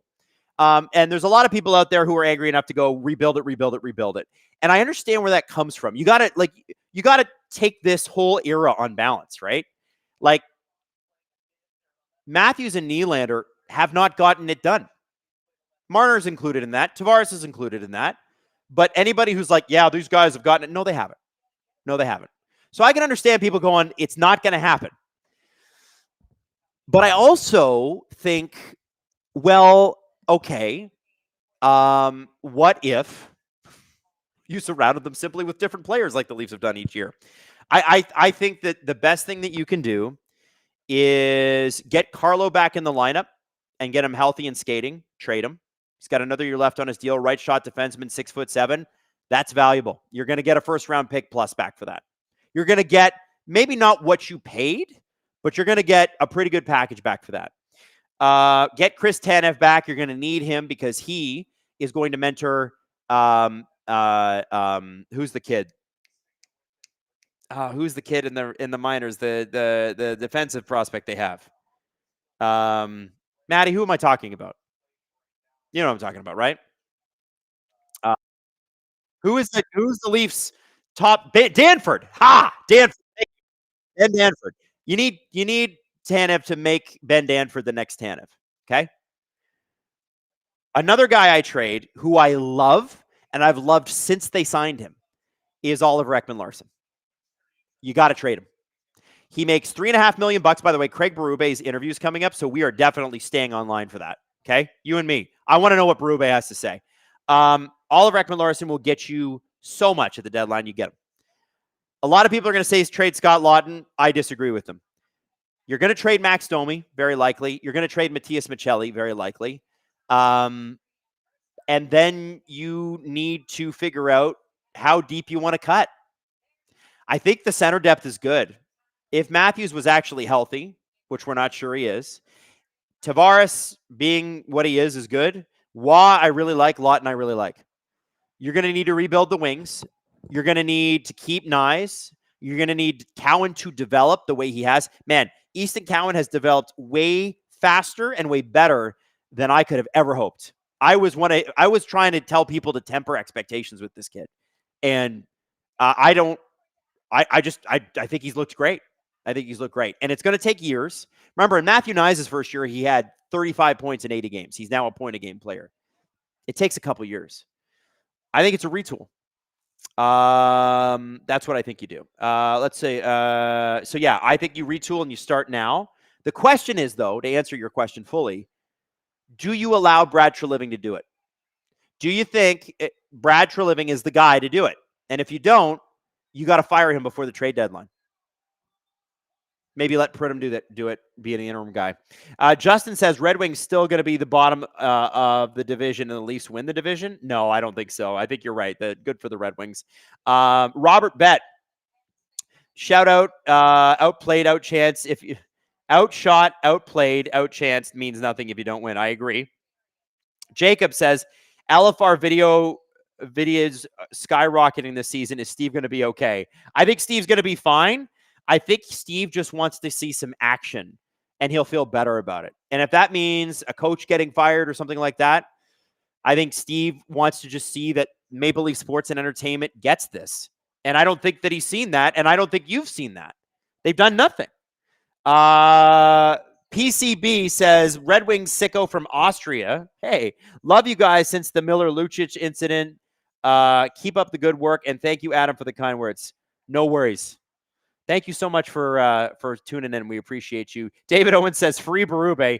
Buddy, Berube is going to be the coach in Buffalo so fast. It's going to be like Jim Montgomery. He comes on the market. People are like, yoink, he's mine. Rusty Mitchell. My hope for this season was just to like these guys again. I've never despised them more. You know, it maybe it's recency bias, but especially the last 3 years of being a Leaf fan, it's been really hard. And it's hilarious to say because they've made the second round twice in the last 3 years. But I agree with you. I don't think this is a likable, marketable product that makes people genuinely feel warm. I think people lost faith. I think the Montreal series was a devastating series. And I think when we look back on the Dubas, Marner, Matthews, Nylander era, that's going to be the series where people go, they should have moved on from somebody then. They should have made some changes. Not Keefe, not Dubas, one of the players. And I also think they really fucked up when that summer they protected Justin Hall instead of Jared McCann. The Leafs had Jared McCann, 40-goal scorer with the Kraken. Stupid. Meme Empress, is Steve okay? Will he do another LFR on the floor? Also, if you want a distraction, Vasilevsky's got new pads. Wore them last night, 10 out of 10. Really cool. I will check that out. I love a good set of goalie pads. We're still waiting for the Berube press conference. I just have to hear what he says. I think you should stick around. Heather the Avs fan, I needed a Leafs win. YouTube hasn't been letting me chat or gift because I'm not subscribed. So Heather, weirdly, we've seen that come up a lot, and you might want to refresh your feed because I think it's a YouTube error. It's not you. It is YouTube, not. It's been something that's come up a lot. Cornelius Gaming says Sabres win again. Is that 6 in a row? Sabres, man, good for them. Crazy. Yeah, we're sticking around. I gotta hear what Berube's got to say after this one. I think the highlights. They're playing the Utah Winnipeg highlights right now, and I think we got to hear it. And here's what I'm waiting for. My prediction is that Craig Berube, give me your prediction. My prediction is that Craig Berube comes out and goes, I think we played a good game. We just didn't get the result. Process was there. Got to keep fighting. Back home on the 23rd, hoping for a better result. That's what I think we're going to get from him. Because he's not going to say, well, they had no passion. He said that the last 2 games. That's my bet.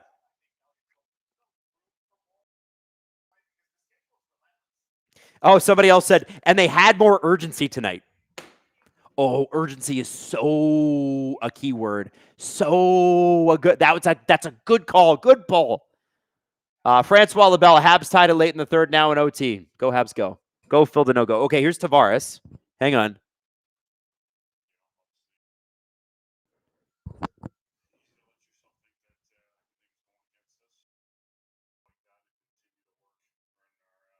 Tavares is saying it's easy to think that everything's going against us. We have to fight that. Man, he looks dejected. I know he's not the most animated person you've ever seen, but he looks sad. Oh.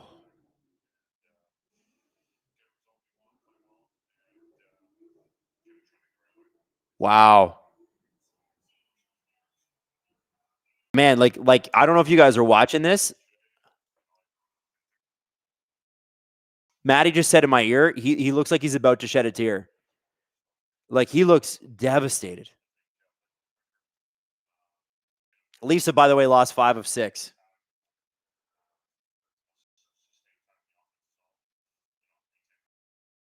So now he's getting into the generic stuff, maintaining puck possession, getting the offensive zone, blah, blah, blah.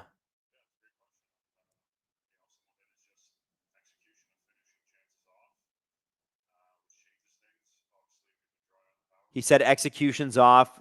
Been trying to change things, dry on the power play.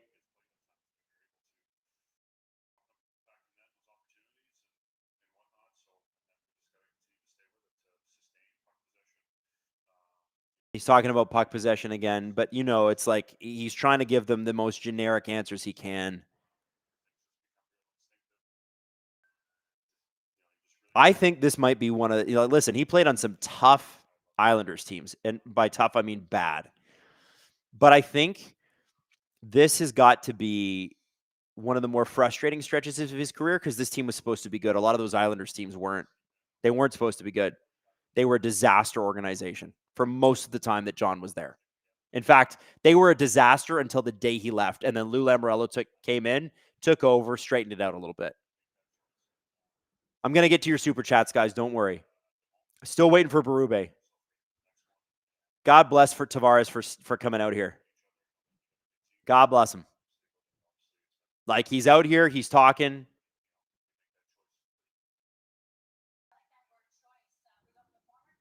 Okay. Oh, we got Matthews now. I want to hear what he has to say because he's been consequential. Let's hang in there.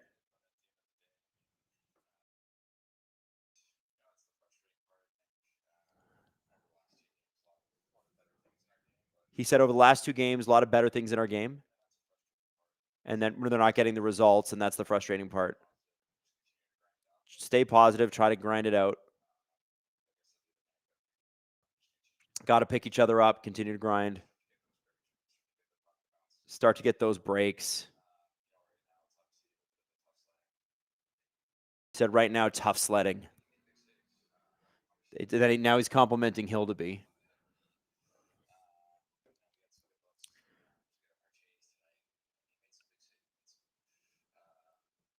He doesn't. He looks a little sad too. I know people give him shit because he's not the most emotive guy. Doesn't wear his heart on his sleeve in the same way, but dude, he got robbed by Ottinger tonight, and this is the worst season of his career, right? Like, you're looking at it right now. This is a worst season of Matthews' career.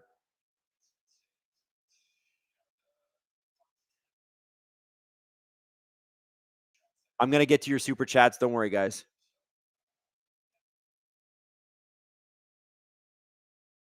So they're talking. David Alter's now asking about the power play.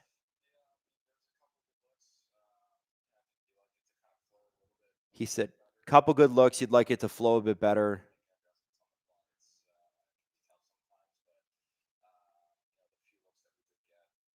Oof. Like he looks burnt out. You know that feeling you have. I mean, you probably feel that right now this time of year, where you've been working basically since August. You're busting your can, and you're just crawling towards the Christmas holidays if you get any holidays, if you're lucky enough.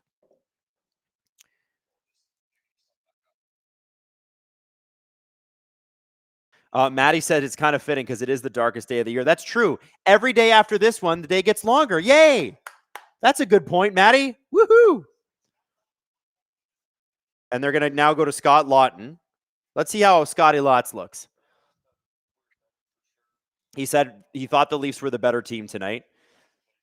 The advanced stats, listen, the Leafs, you're going to laugh, but the Leafs won the deserve to win a meter tonight.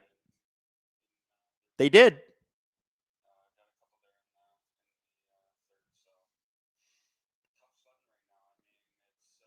He said tough sledding. By the way, I'll get to some super chats here. What we really want is Berube. Buko Biscuit. Love the show, guys. As a sicko, you guys really do quality content. Kind of feel bad for you guys at this point, but go Bolts. Listen, you're a Bolts fan. You don't need to feel bad for us. You can just laugh in our face. I get it. We're in the same division. You have to laugh at us. Jacob Hope.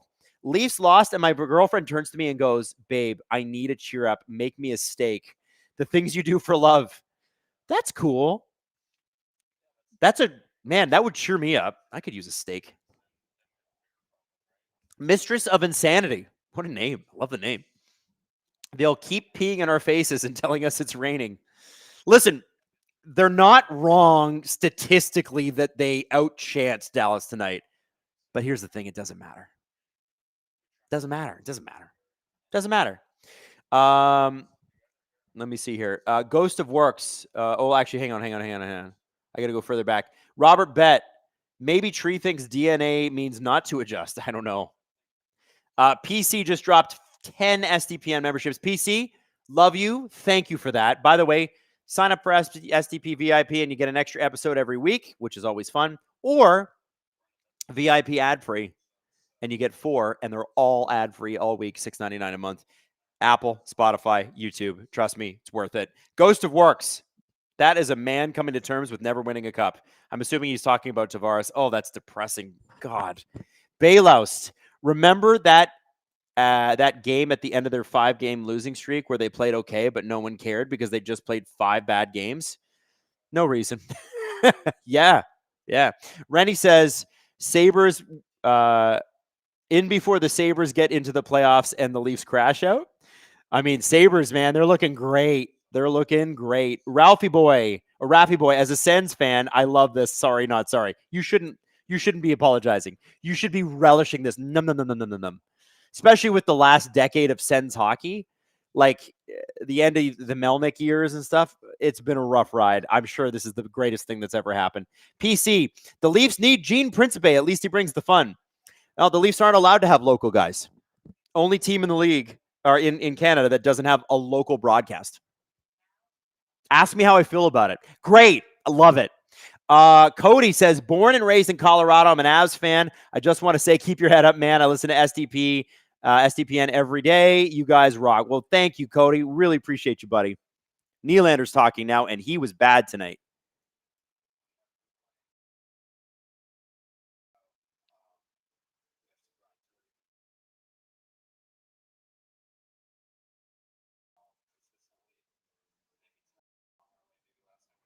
He said, when you've been playing bad consistently for a while, things don't go your way. And he said, if we had been playing well consistently, maybe tonight goes our way. Maybe last night goes better as well.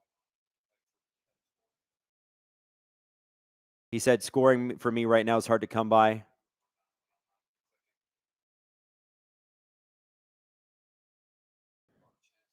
They're asking him how he feels, and he's like, I feel pretty good. A lot of chances.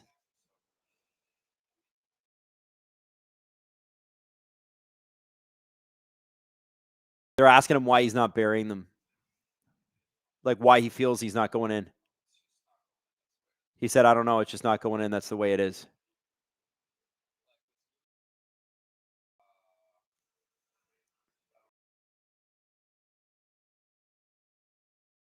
He said, I don't know if I felt like this before.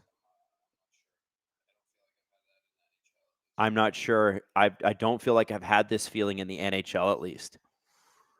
Listen, I'm going to tell you something. William Nylander doesn't give a good quote.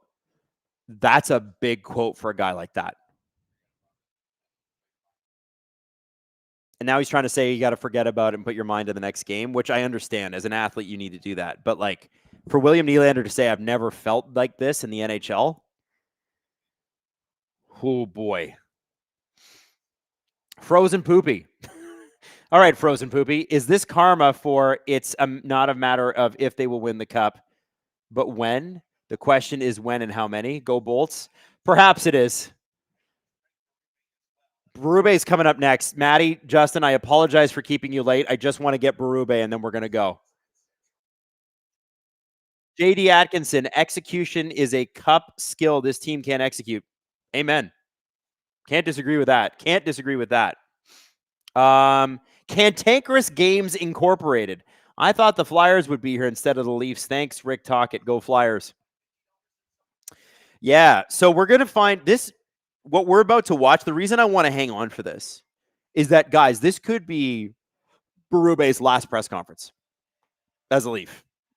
Like, and I'm so glad 2,200 of you have stuck around. It's kind of important, right? Like, if I were a betting man and I've asked you guys in the chat, I wouldn't be shocked if they call him at 10 o'clock tomorrow and go, Craig, it's over.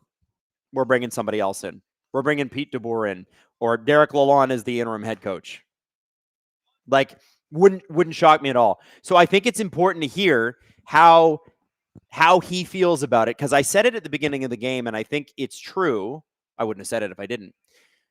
I think Craig Berube knows he's got nothing to lose.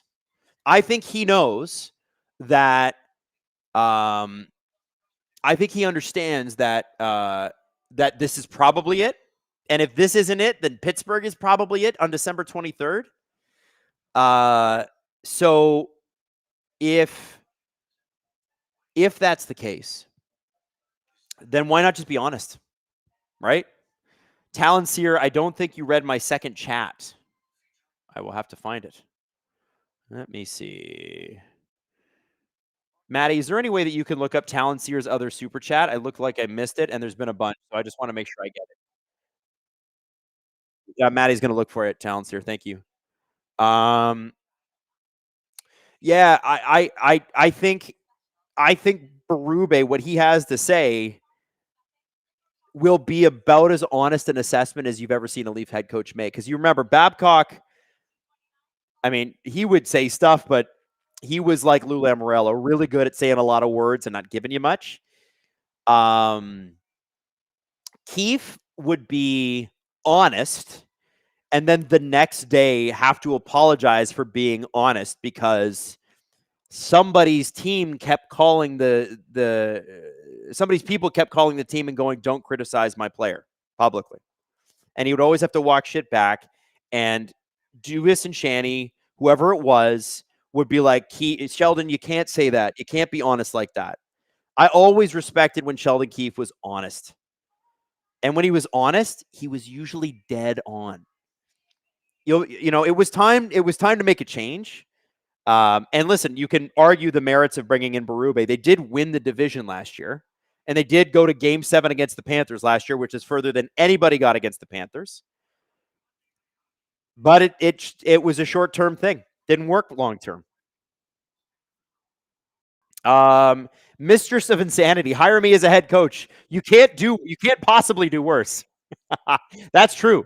That's true. Meme Empress, Coops always said will, skill, and then talent in that order of importance is what you need for a cup. Well, they've got skill, they've got no will, and they do have some talent. Will would be the most important. They don't have it. They don't have it. I think they're trying, but you guys have had bosses that maybe they're not bad people, but they're just not a great boss for you. And it's hard to stay inspired. And I again, people are like, Berube is not the problem. I would agree with that.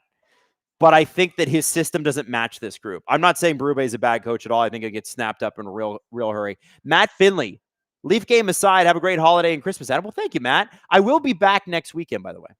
JD Atkinson, I'm riding for Letetsu for head coach train. Look at the AHL Eagles. Well, maybe if the Leafs get creative, but I don't know that they're creative. So now they're playing the highlights again on Sportsnet. We're still waiting for Berube, but apparently he's coming. Lillian Stewart's Leaf Sports Psych must be busy right now. Damn. I hope they have it. Jacob Hope, 3635, says, surprised no one asked Nylander about losing the last 3 games.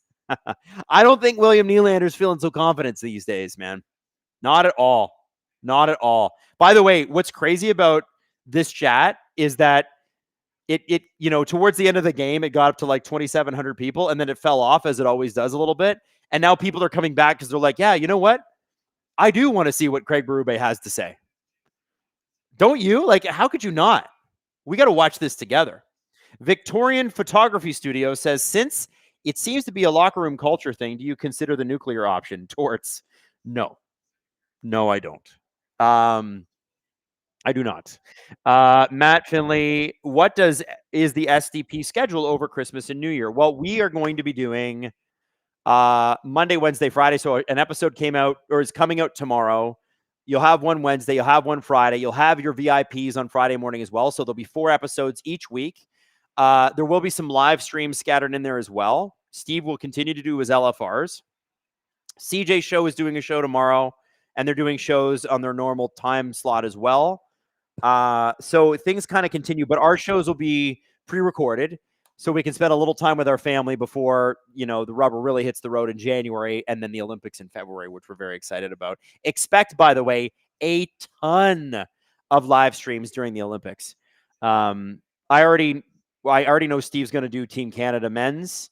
I'm going to do Team USA men's, and I think Jesse might do Sweden, and I think we're also probably the 3 of us will split the Team Canada women's game as well.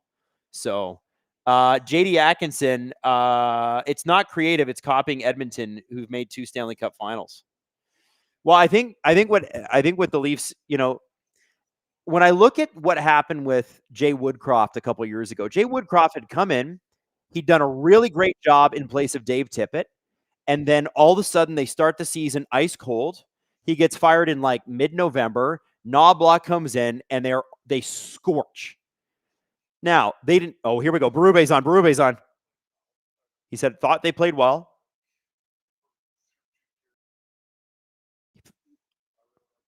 He liked the game through 2 periods.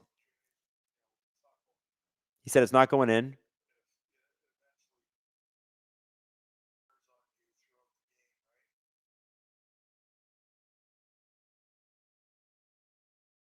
And then he said 3rd period, they get the 3rd goal, and it sets us back.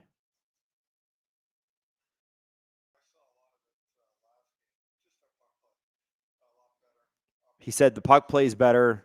Thought they played good through first 2. More confidence, he's saying, but the puck's not going in.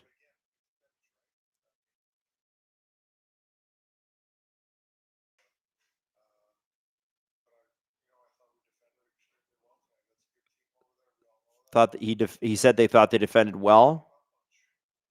Didn't give us much, or didn't give up much, excuse me.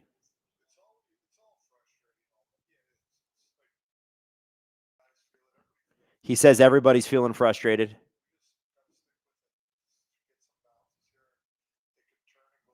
He said if we get some bounces here, it could turn and go the other way.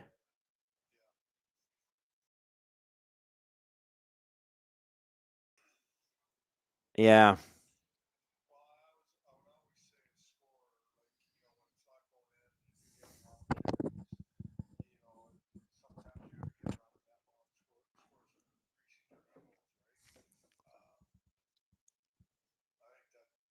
He said when it's not going in, you got to get around the net, score some greasy goals.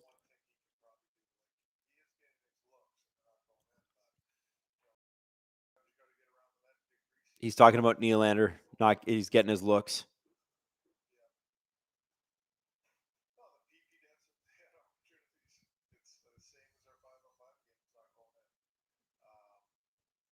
They're talking about the power play now. He's like, when it's not going in, you got to be careful. You can't nitpick everything.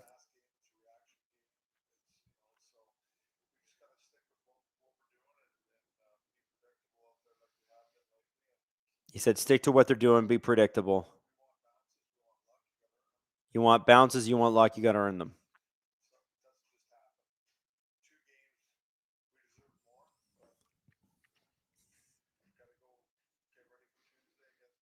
He said, we got to get ready for Tuesday against Pittsburgh. So he's... And they asked him about Dennis. He's like, first goal I would have liked stopped. But he's like, other than that, it was a good game. And that's it. You know what? Let's just call that what it was. First off, if you were hoping for him to let them have it, he didn't bring the brimstone and fire, that's for sure. I'm